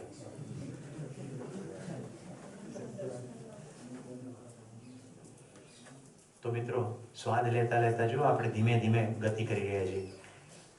શરીરની પાંચેય ઇન્દ્રિયોનો સ્વાદ પણ આસ્વાદન ક્રિયા છે, પછી એકબીજા વચ્ચેના સંબંધ એ પણ આસ્વાદન ક્રિયા છે. મારા એક મિત્ર દુષ્યંતભાઈ ઓફિસમાં એક દીકરીને બોલાવીને કહે કે આને આપઘાત કરવાની કોશિશ કરી, તમે એને થોડી મદદ કરો. મેં કીધું શું કેસ થયો? કેસ એવો થયો કે માતાજીને કેન્સર થયું, પિતાજી તો ઘર છોડીને ચાલી ગયેલા. કેન્સરમાં પડેલી માને બચાવવા માટે છોકરીએ જેટલું ઘરમાંથી વેચી શકે બધું વેચી નાખ્યું. વાસણ સુદ્ધા બિનજરૂરી જતા રહ્યા, દાગીના પૈસા ખતમ થઈ ગયા, બધેથી પૈસા માંગવાનું શરૂ કર્યું. તમને બધાને ખબર હશે કેન્સરમાં રેડિયોથેરાપી, કીમોથેરાપી ખૂબ પૈસા લાગે. સરિતાને કોઈ નોટમાં ધ્યાન ના રાખે. એક પણ વાર નોટમાં ધ્યાન જશે, જીવન ક્રિયા નહીં પકડાય. કારણ કે જીવન ક્રિયામાં એક કે એક શબ્દ ઉપર ધ્યાન આપો. થોડી સમય માટે કમ્પેરિઝન છોડી દો. એ છોકરી કેન્સરમાં માને બચાવવા માટે જે થઈ શકતી હતી બધું કરી, પૈસા ખતમ થઈ ગયા. હવે શું કરે? કોલેજના દોસ્તોનો સંપર્ક કર્યો. હવે આને ડેટા એન્ટ્રી ઓપરેટરનો કોર્સ કરેલો, સાદું કોમ્પ્યુટરમાં ક્યાંક ડેટાનું કામ કરે, 2-3 હજાર રૂપિયા કંઈક મળતા હશે. કોઈ કોલેજના વિદ્યાર્થીએ કહ્યું એને કે આવી રીતે તો તારી માં મરી જશે, તારે ક્વિકલી પૈસા બનાવવા પડશે. કોલગર્લ થઈ ગયા. કોલગર્લ સમજાય છે ને, પ્રોસ્ટિટ્યુશન, વેશ્યાવૃત્તિમાં પડશે તો તને ફટફટ પૈસા મળશે. એ છોકરીએ પ્રોસ્ટિટ્યુશનનું કામ શરૂ કર્યું. પૈસા મળવા લાગ્યા, માની ટ્રીટમેન્ટ ચાલુ થઈ, માં સાજી થઈ ગઈ. એને કામ બંધ કરી દીધું. પણ તમે જાણો છો તેમ પછી લોકો કોલ કર્યા જ કરે, કારણ કે એનું આઈડેન્ટિટી, ઓળખ એવી થઈ ગઈ હોય કે આ વેશ્યા છે. માં બચી ગઈ, પણ 6 મહિના પછી બાથરૂમમાં લપસવાને કારણે ભટકાવાથી માથું પડી ગઈ ને મરી ગઈ. હવે છોકરીના મનમાં પાપ ગ્રંથિ ઘૂસી ગઈ હતી. કઈ પાપ ગ્રંથિ? કે હું ખોટું કરું છું. એની સાથે પાપ પુણ્યના ખ્યાલો પણ હતા. કેવા ખ્યાલો? કે આને મને સજા મળશે. તો જેવું માનું મૃત્યુ થયું એટલે છોકરીએ તારવી લીધું કે મારા પાપની સજા મારી માને મળી.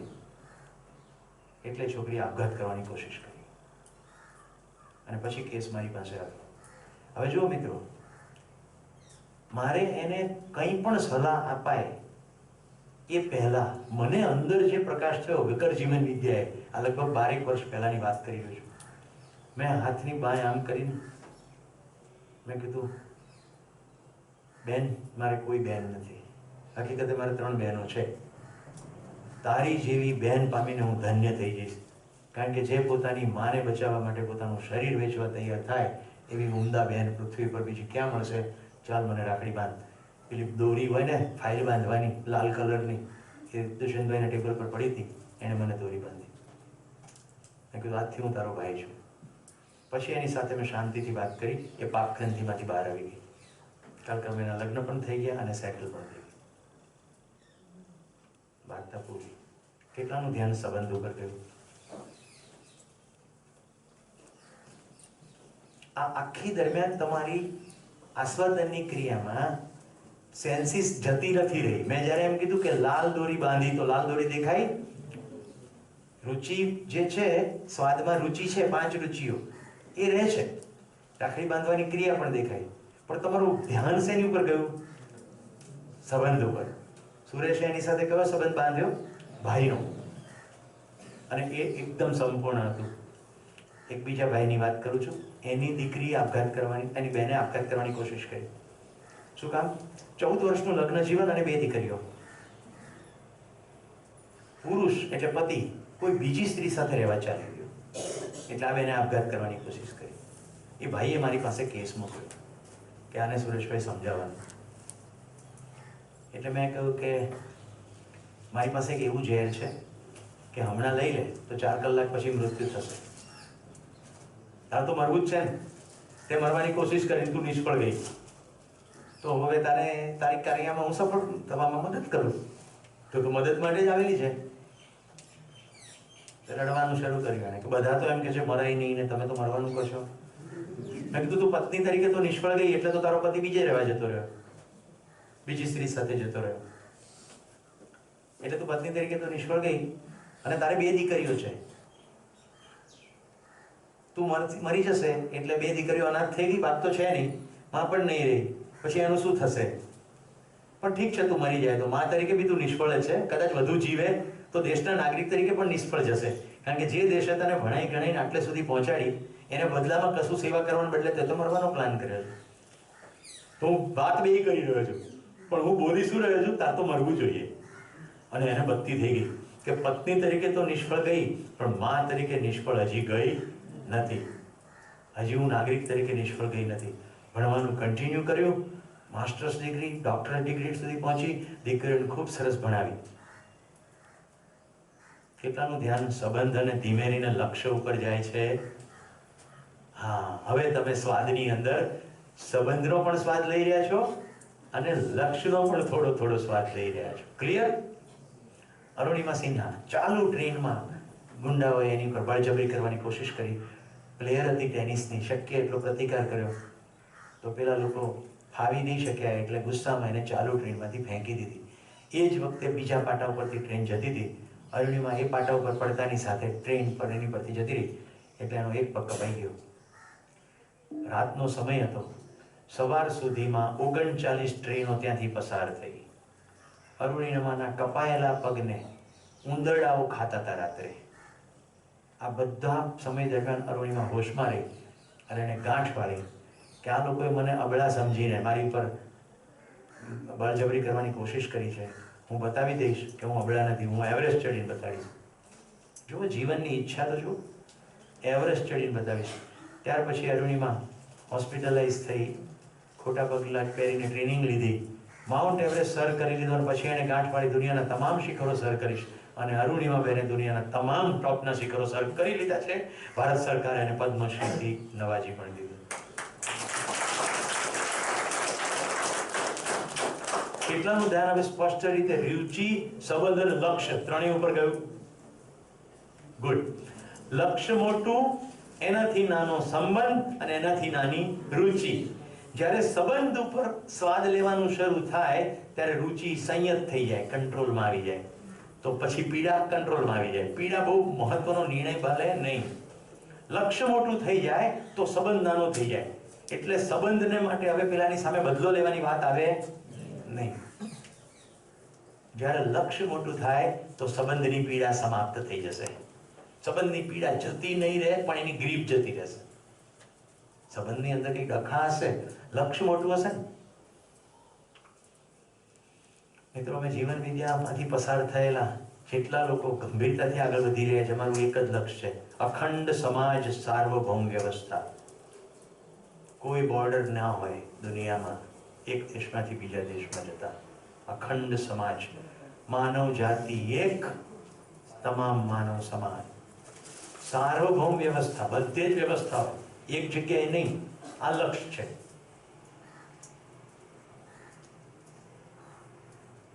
આ લક્ષ્યથી નીચે લક્ષ્ય મંજૂર નથી.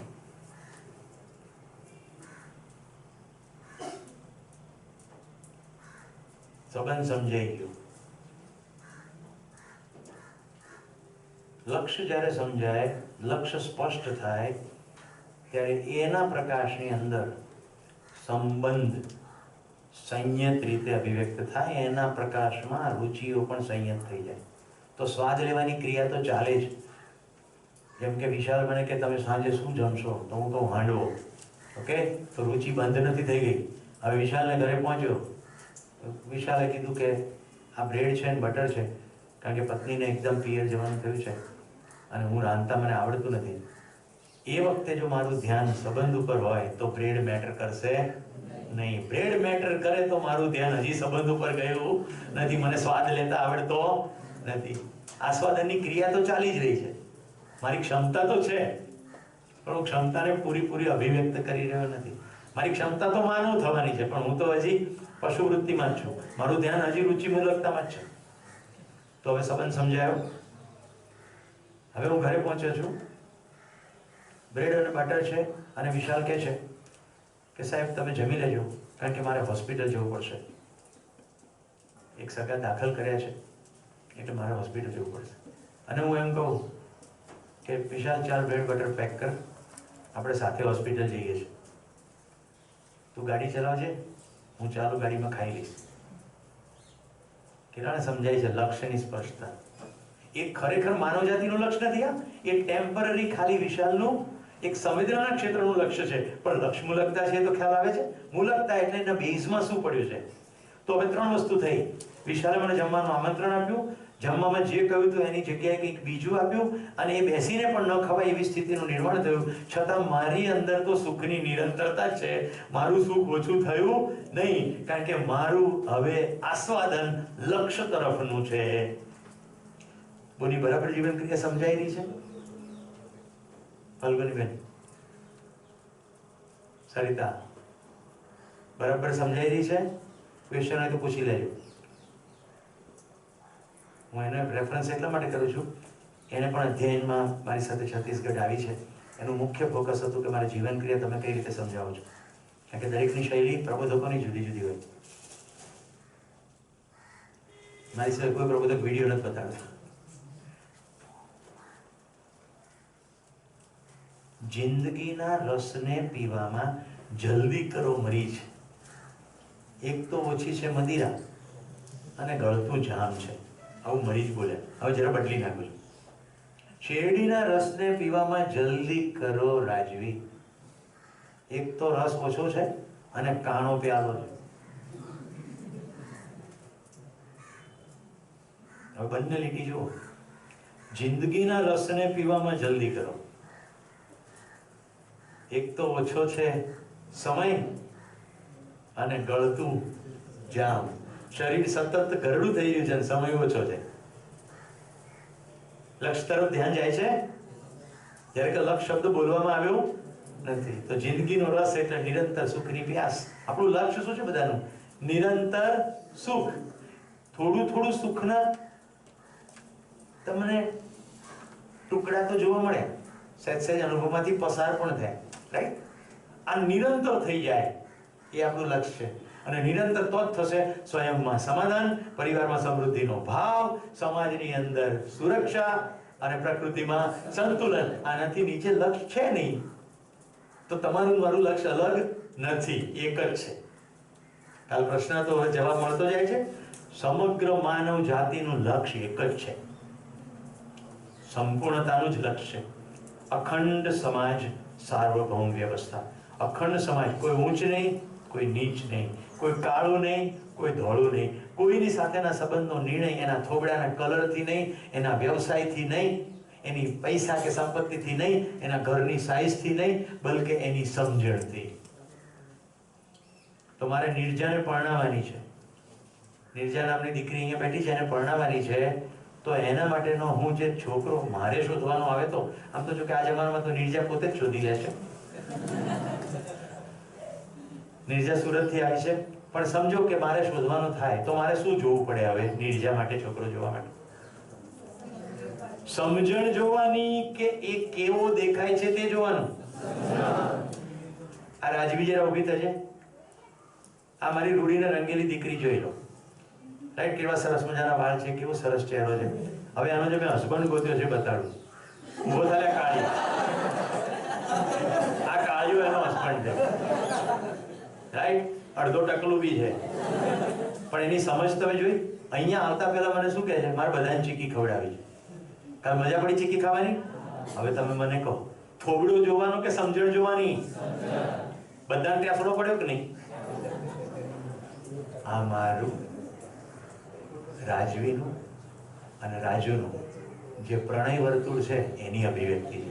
એક માણસ બીજા માણસને સમજીને પ્રેમ કરતો થાય તો એટલામાં કદી રહેશે જ નહીં, એ ફેલાવાનો જ. જો ફેલાય નહીં તો પ્રેમ નથી, વહેમ છે. યસ.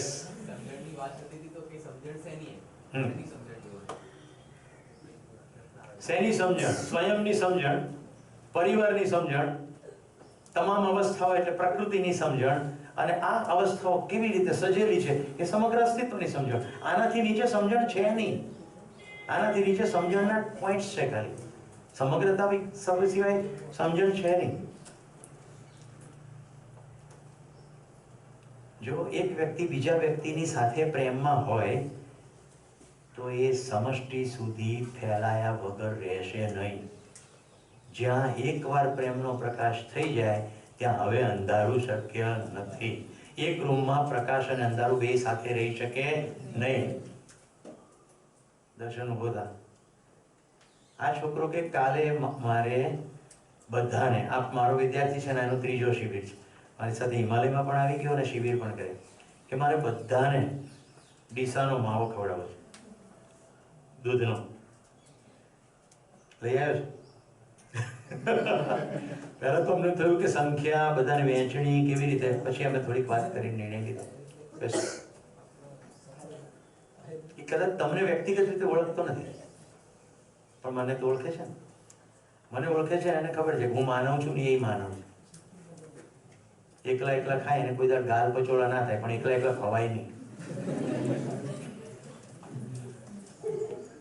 ખ્યાલ આવે છે? પ્રેમ સમજાય છે એટલે પ્રેમને પૂર્ણ મૂલ્ય કહે છે, જેની અંદર વાત્સલ્ય, મમતા, કૃતજ્ઞતા, શ્રદ્ધા, કરુણા બધા મૂલ્યો એની અંદર સમાવિષ્ટ થઈ જાય. સ્વાદ લેવાની ક્રિયા સમજાઈ ગઈ?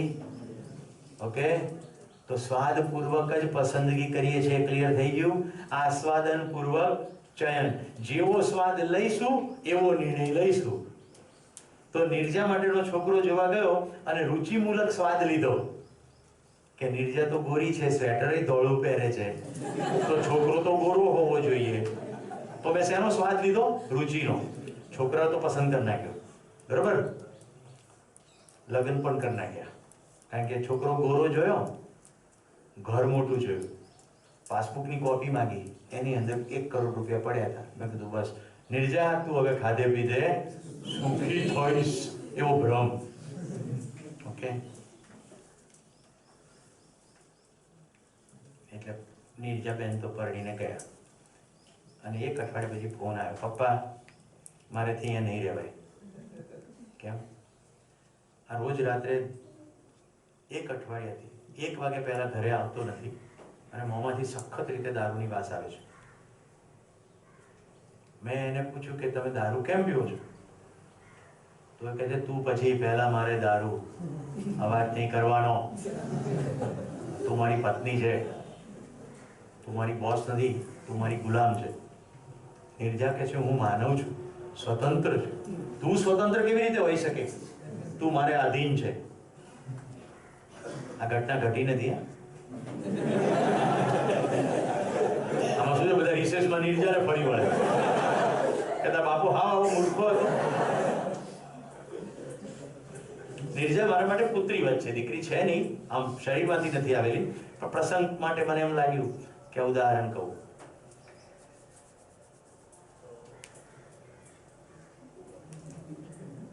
તો શેનો સ્વાદ લીધો? રુચિનો સ્વાદ લીધો, એટલે લોચો થઈ ગયો. હવે આપણે જરા સંબંધનો સ્વાદ લઈએ, જેનો આપણો ભ્રમ છે. નિર્જાને હું એવા છોકરા સાથે પરણાવું છું જેનો બાપો સાંસદ છે, મેમ્બર ઓફ પાર્લામેન્ટ છે, ઓકે, અથવા કોઈ સંસ્થાનો વડોલ છે, એના બધું બહુ બધું મોટું નેટવર્ક છે, અને ફલાણાનો આપણે ઓળખીતો થાય છે. નિર્ણય ક્યાંથી લીધો? કોઈ સંબંધને કારણે લીધો. સંબંધની અંદર મૂલ્ય તો જોયું જ નહીં, કે કોઈ ભાવ તો ના જોયો, ખાલી નેટવર્ક જોયું.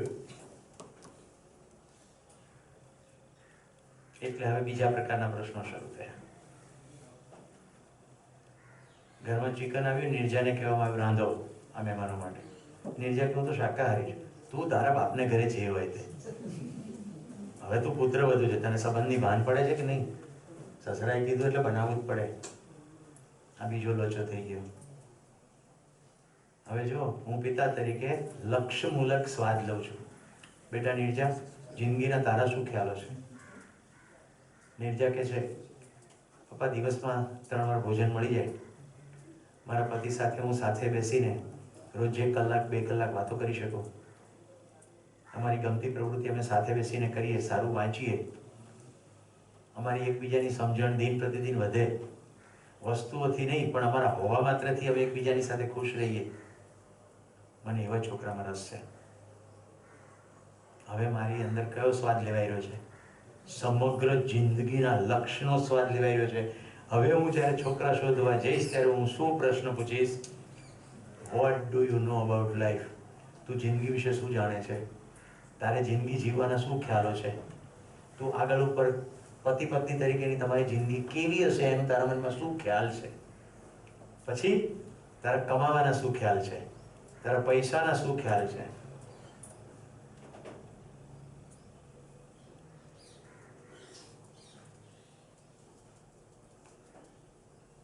આ બધી સવાલ જવાબને અંતે મને સ્પષ્ટ થઈ જશે કે આ છોકરો મારી દીકરીને સુખના પ્રદેશમાં દોરી નહીં જાય, ધક્કો નહીં મારે, હાથ પકડીને ચાલશે. તો પછી હું એમ કહીશ, કેટલા કલાકમાં બેસાશે માંડવી? પછી મુહૂર્ત આવશે ખરું? હોલ આવશે, ડેકોરેશન આવશે, ઘોડો ને ગધેડો ને ફટાકડા આવશે. જે મંગલ વેળામાં લક્ષ્યની સ્પષ્ટતા થાય એને કહેવાય મુહૂર્ત. જે મંગલ વેળામાં લક્ષ્યની સ્પષ્ટતા થાય એને કહેવાય મુહૂર્ત. આપણે મુહૂર્ત કોને કહીએ? અમુક પ્રકારનો ગ્રહ બીજાની સામે ત્રાસી આંખે સીધી આંખે જોવે ને એ ટાઈમ કાઢીએ. 12:39 હસ્તમેળાપ. 12:39 તો પેલી બ્યુટી પાર્લરમાં હોય અને વરરાજો તો હજી ઠેકડા મારતો હોય. 2:39 પહેલા તો માંડવે ના આવે. બધી જ કંકોત્રીઓમાં સમય છાપેલા હોય છે, એ સમય હસ્તમેળાપ થતા નથી. કારણ કે લખવામાં શું જાય છે? સ્વાદ તો કંઈક બીજો જ લઈ રહ્યા છીએ. આપણને સમયનો સ્વાદ નથી, લક્ષ્યનો સ્વાદ નથી, પ્યોર અને પ્યોર રુચિનો જ સ્વાદ છે. મારી બહેનના લગ્ન, નાની બહેનના, બ્રાહ્મણ કુટુંબની જાન આવવાની. એ લોકો કે અમે સમયની બાબતમાં બહુ પાબંદ છીએ, એ જ પ્રમાણે હસ્તમેળાપ થશે. મેં કીધું બિલકુલ એ પ્રમાણે આયોજન થશે. હું હાથ જોડીને મારી બહેનના સસરાને કહું છું, સમય વીતી જશે, બધું જ તૈયાર છે, તમે જાનને ઝડપથી લાવો. જે એની સાસુ અતિ દુરાગ્રહી હતી સમયની, મને કહે છે હવે તો મોડું જ થશે. પહેલાય ક્યારેય સમયનો સ્વાદ નહોતો, લક્ષ્યનો સ્વાદ નહોતો, ખાલી અહમ હતી.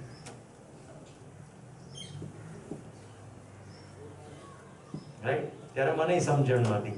પછી જીવન વિદ્યાનો પ્રકાશ થઈ ગયો, પછી દીકરી પરણાવવાની, એટલે એકદમ ચોખ્ખું ચડાક કરી નાખ્યું. શનિવાર સાંજે લગ્ન. ઓકે, રવિવાર બધા નિરાંતે ઉઠો, લગ્ન પત્યા પછી હડબડી નહીં. લગ્ન પતાય બધા જતા, એટલે વિદાય વખતે કોઈ ટેટા પેપર રોરો કરવાનું જ નહીં. મારી દીકરીની વિદાય થઈ છે, એટલી સરસ છે, તમારો નિર્ણય કરવાનો તો તમે એમ જ કરશો. બધા મહેમાનો જમી જતા રહ્યા. જાન આવી હતી ઉત્તર પ્રદેશમાંથી, એટલે એક હોટલમાં બધાને રાખવાના હતા, ત્યાં જ લગ્ન હતા. પછી બધા પોતાના રૂમમાં જતા રહ્યા, અમે અમારા રૂમમાં જતા રહ્યા. સવારે જે વિદાયનો કોઈ સમય મુહૂર્ત તો હતું જ નહીં, લગ્નનું મુહૂર્તનું સમય નહોતું, તો વિદાયનું ક્યાંથી હોય? એટલે કઈ રાખ્યું હતું, જે ગાડીમાં જવાનું અમે બેસી જાય. એટલે મારી દીકરી બેઠી, અમે પતિ પત્ની બહાર આવ્યા. વિનુભાઈ મારા મોટા ભાઈ ગણું છું, સાથે બાય, જય હિન્દ, આવજો. ગાડી જતી રહી. કોઈ આંખમાંથી એક આંસુનું ટીપું કોઈને પડ્યું નહીં. યસ,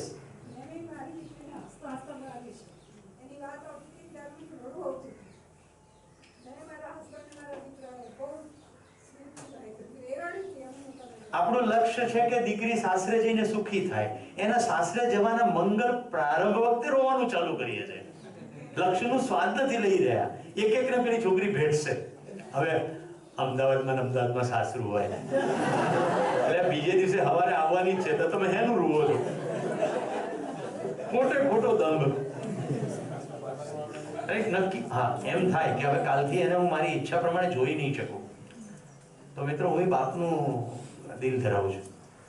અમે બધો પ્રસંગ બતાવીને ઘરે આવ્યા ત્યાં સુધી બ્રેક રહી, રાઈટ. પછી મારા પોતાના ઘરે હું, મારો દીકરો, મારી પત્ની અમે એકબીજાને ભેટીને રડી લીધું, બારણા બંધ કરી. જે અંદર લાગણી હતી બધી ઠાલવી દીધી. માણસ છીએ, સંવેદના બંધ નહીં થઈ જાય. સંજ્ઞાનશીલતાના પ્રકાશમાં સંવેદનશીલતા સંયત થઈ જશે. સંયત એટલે નિયંત્રિત થઈ જશે, કંટ્રોલ થઈ જશે. ખબર પડશે કે શું કરીએ તે યોગ્ય કહેવાય. ક્લિયર? સમજાય છે? મુદ્દો સમજાય છે? અમારો જે વિવાહ પક્ષ હતો એ લોકો ઉત્તર પ્રદેશની તો દરેક શાદીની અંદર દારૂ હોય જ. અમે અમારા વિવાહને હાથ જોડીને કહી દીધું, ના તો અમે પીરસીશું, ના તમારી આવી કોઈ પ્રક્રિયાની અંદર કોઈ પણ જગ્યાએ કોઈ પણ રીતે સહાયક થઈશું. કોઈ પણ રીતે નહીં. તમારે પીવાની ઈચ્છા હોય તો તમે બજારમાંથી જાતે જઈને ખરીદી લો અને તમારે જાતે રૂમમાં પીવો. અમે ના તો હોટલ ન કહીશું, કામ ગુજરાતમાં તો અમે દારૂબંધી છે. અમને પણ ગૌરવ છે કે અમારા વિવાહે કીધું કે અમને કશામાં રુચિ નથી, આપણો પ્રસંગ સુંદર રીતે થવો જોઈએ, એટલે એની તમે ચિંતા છોડી દો. અને એ વસ્તુ સ્નેહાએ કીધી હતી એના સસરાને. એટલે મૂળ તો આપણે કોમ્યુનિકેટ કર્યું કે મારી દીકરીએ જ કીધું હતું, દીકરી એના થનાર સસરાને હું એમાં એનરોલ પણ નહીં થાવ, તમારે જે કરવું હોય. પણ એ બાબતમાં અમારી બધાની એક વાક્યતા. ઓકે, મુદ્દો એ છે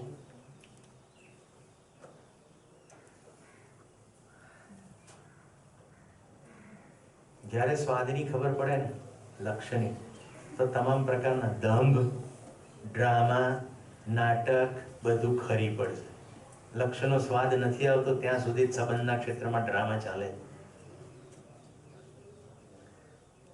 લક્ષ્યનો સ્વાદ આવે પછી સંબંધના ક્ષેત્રમાં પારદર્શિતા આવે છે. શોષણ નથી થતું, પોષણ થાય છે. જે ક્રિયાઓ થાય છે બધી સ્પષ્ટતા સાથે થાય છે, સામેવાળી વ્યક્તિના આદર સાથે થાય છે, કારણ કે લક્ષ્ય પર ધ્યાન જતું રહ્યું છે. સંબંધ તોડીને લક્ષ્ય એચીવ કરી શકાશે નહીં. અને આપણે બધાની સાથે સંબંધથી જોડાયેલા છીએ. તો મિત્રો માત્ર બે ક્રિયા ઉપર મેં તમારું ધ્યાન આ 1.5 કલાક દરમિયાન ખેંચ્યું છે. 10 થઈ ગયા, રાઈટ. બ્રેકમાં જતા પહેલા સમરી કરી દઉં છું. સતત સ્વાદ લઈએ છીએ અને સ્વાદને અનુરૂપ જ પસંદગીઓ કરીએ છીએ. આપણી અંદર બે ક્રિયા સતત ચાલી રહી છે, સ્વાદ લેવાની ક્રિયા અને પસંદગીની ક્રિયા. પસંદગીનો નિર્ણયને અનુરૂપ આપણે શરીરને ચલાવીએ છીએ. તમે રૂમમાં બેસવાનું પસંદ કર્યું છે એટલે 1.5 કલાક બેસી રહ્યા છો, અને આ પસંદગી સતત છે એટલું વધી જતા નથી રહ્યા. દરેક ક્ષણે પસંદગી ચાલુ જ છે. બેસવાનું છે. 1.5 કલાક સુધી આ પસંદગી સતત છે. સમજાય છે? આમ કરતા નથી કે બેસું કે ના બેસું. ઇટ્સ કન્ટિન્યુઅસલી ચોઇસ, કારણ કે સતત સ્વાદ લઈ રહ્યા છે. કેટલાને આ સેશનની અંદર એકદમ ટેસડો પડ્યો. હવે જો આ કયો સ્વાદ છે જરા જોઈએ, હાથ ઉપર કરીને કહો. હમણાં જે તમારી મારી વચ્ચે 1.5 કલાક જે સંવાદ થયો એમાં શેનો સ્વાદ આવ્યો? જૂના શિબિરાર્થી સિવાય કહો. ધવલ કે છે સમજણનો સ્વાદ આવ્યો. બીજો કોઈ? સંબંધનો, પ્રેમનો એટલે સંબંધનો, મૂલ્યનો, લક્ષ્યનો. ઓકે, તો લક્ષ્યનો, એનાથી પછી નીચે સંબંધનો. કોઈ એવું ના કીધું કે તમારા અવાજનો સ્વાદ આવ્યો, કોઈ એવું ના કીધું કે કવિતાનો સ્વાદ ના આવ્યો. અભિનંદન, બધાનું ધ્યાન હું જ્યાં ખેંચવા ઈચ્છતો હતો ત્યાં પહોંચી ગયું છે, રાઈટ. ગીતનો સ્વાદ આવ્યો હોત તો રુચિ મુલકતા, કવિતાના શબ્દોનો સ્વાદ આવ્યો હોત તો રુચિ મુલકતા, પણ સંબંધનો સ્વાદ આવ્યો, પ્રેમનો સ્વાદ આવ્યો, લક્ષ્યનો સ્વાદ આવ્યો, તો તમારા આસ્વાદનની અંદર હવે શિફ્ટિંગ છે. હવે જોઈએ આ સ્વાદને આધારે ભવિષ્યમાં પસંદગી કેવી રીતે થશે. આપણે બે બસ સ્ટેન્ડ ઉપર મળી જઈએ અમૃત, તો તમે મને એવું પૂછશો કે જબ્બો કેટલામાં લીધો? તમારી મારી વચ્ચેનો સંબંધ મૂલ્ય જો સમજાયું કે હું સમજ માટેનો સ્ત્રોત છું અને તમારી સમજણની ભૂખ મારાથી પૂરી થઈ રહી છે, તો તમે પ્રશ્ન શું પૂછશો? તરત ને તરત કોઈ સમજણલક્ષી પ્રશ્ન પૂછશો અથવા સંબંધલક્ષી પૂછશો કે કેટલો સમય બસ સ્ટેન્ડ પર ઉભો રહેવું પડશે, ચલો હું તમને મૂકી જાઉં. સંબંધ સમજાય છે? એ વખતે બીજી પર ધ્યાન જશે નહીં. ઓકે? અથવા ક્યાં નીકળ્યા છો, અલ્ટિમેટલી ક્યાં જવાનું છે, પેલા લક્ષ્યના અર્થમાં હમણાંની મુવમેન્ટ કઈ છે, કોઈને કોઈ પદ પ્રાપ્ત કરવું છે, કોઈ પરીક્ષામાંથી પાસ થવું છે, તો અલ્ટિમેટ લક્ષ્ય શું છે? તો કોઈ લક્ષ્ય માટે મથી રહ્યું છે, એના માટે મદદરૂપ થવાનો અટમોસ્ટ ભાવ આવશે. અમારા અમિતાબેનને આઈએસ થવું છે, કાજલને આઈપીએસ થવું છે, તો મારા મનમાં શું ભાવ આવશે કે હું એને કેમ કરીને મદદરૂપ થાઉં? આઈએસ ને આઈપીએસ માટે નહીં, હા, દૂર દરાજમાં બેઠેલી કોઈ દીકરીઓને અન્યાય થઈ રહ્યો છે, એ અન્યાય હું ઓછો કરવા માંગુ છું અને એના માટે આઈપીએસ થવું છે. ઓહ, આ તો સમગ્રતાનો અર્થ થયો. આ લક્ષ્યની પ્રાપ્તિ માટે હું તારી સાથે છું, મતલબ કે તારું લક્ષ્ય મારું લક્ષ્ય છે. અમિતાને આઈએસ થવું છે. શું કામ આઈએસ થવું છે? ન્યાયપૂર્વક વહેંચણી થવી જોઈએ, રાઈટ? સંસાધનોની એક્સપ્લોટેશન થઈ રહ્યું છે. કહેવાતા અસ્પૃશ્યો, पिछड़ेला लोगों ने हजी पण समानता नहीं मळी रही. मारे आईएएस थईने काम करवुं छे. चाल अमिता, हूँ तारी साथे छुं. तारुं लक्ष्य मारुं लक्ष्य. आवुं थाय तो लक्ष्य मूलक आस्वादन, अने नहीं तो आ टेणी हूँ करवानी, तो रुचि मूलक आस्वादन. आ लखतरना क्षेत्रों में तो कोई ने कई समझण पड़ती ज नथी. लखतरवाळाने तो दूर ज राखो. तो रुचि मूलक आस्वादन, राइट कुशल? કે ગુલાબી ગંજીની અંદરથી કાળા રંગની શર્ટ બહાર કાઢી છે. આ હું વળી પ્રોજેક્ટમાં કામ કરતો છું.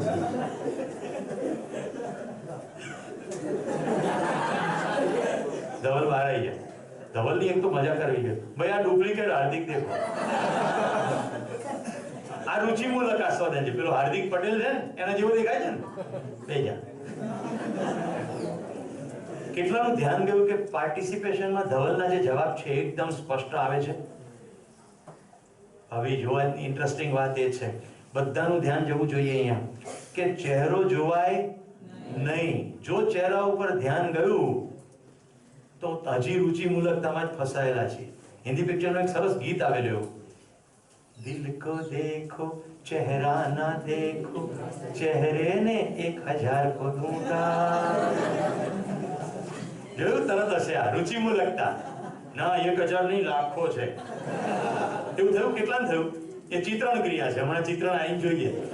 ચહેરે ને લાખો કો લૂંટા, દિલ સચ્ચા ઓર ચહેરા જૂઠા. તો હવે કઈ દિલથી તો ચા પીવાશે નહીં, ચા તો ઓઠથી જ પીવાશે. 10 ને 10 થઈ છે, 10 ને 35 પાછા આવી જાઓ. આજે થોડોક બ્રેક ટૂંકાવું છું. ઓકે, 20 મિનિટનો બ્રેક, કારણ કે આપણે જીવન ક્રિયા બપોરે બ્રેક લઈએ ત્યાં સુધીમાં પૂરી કરવાનો પ્લાન છે, જેથી બપોર પછી સમાજ જોઈ શકીએ. ઠીક છે? નાનકડો બ્રેક છે. તમારે જેની ઉપર ચર્ચા કરવી એની પર કરજો, પણ ધ્યાન લક્ષ્ય મૂલક રહે એવી વાતો કરજો.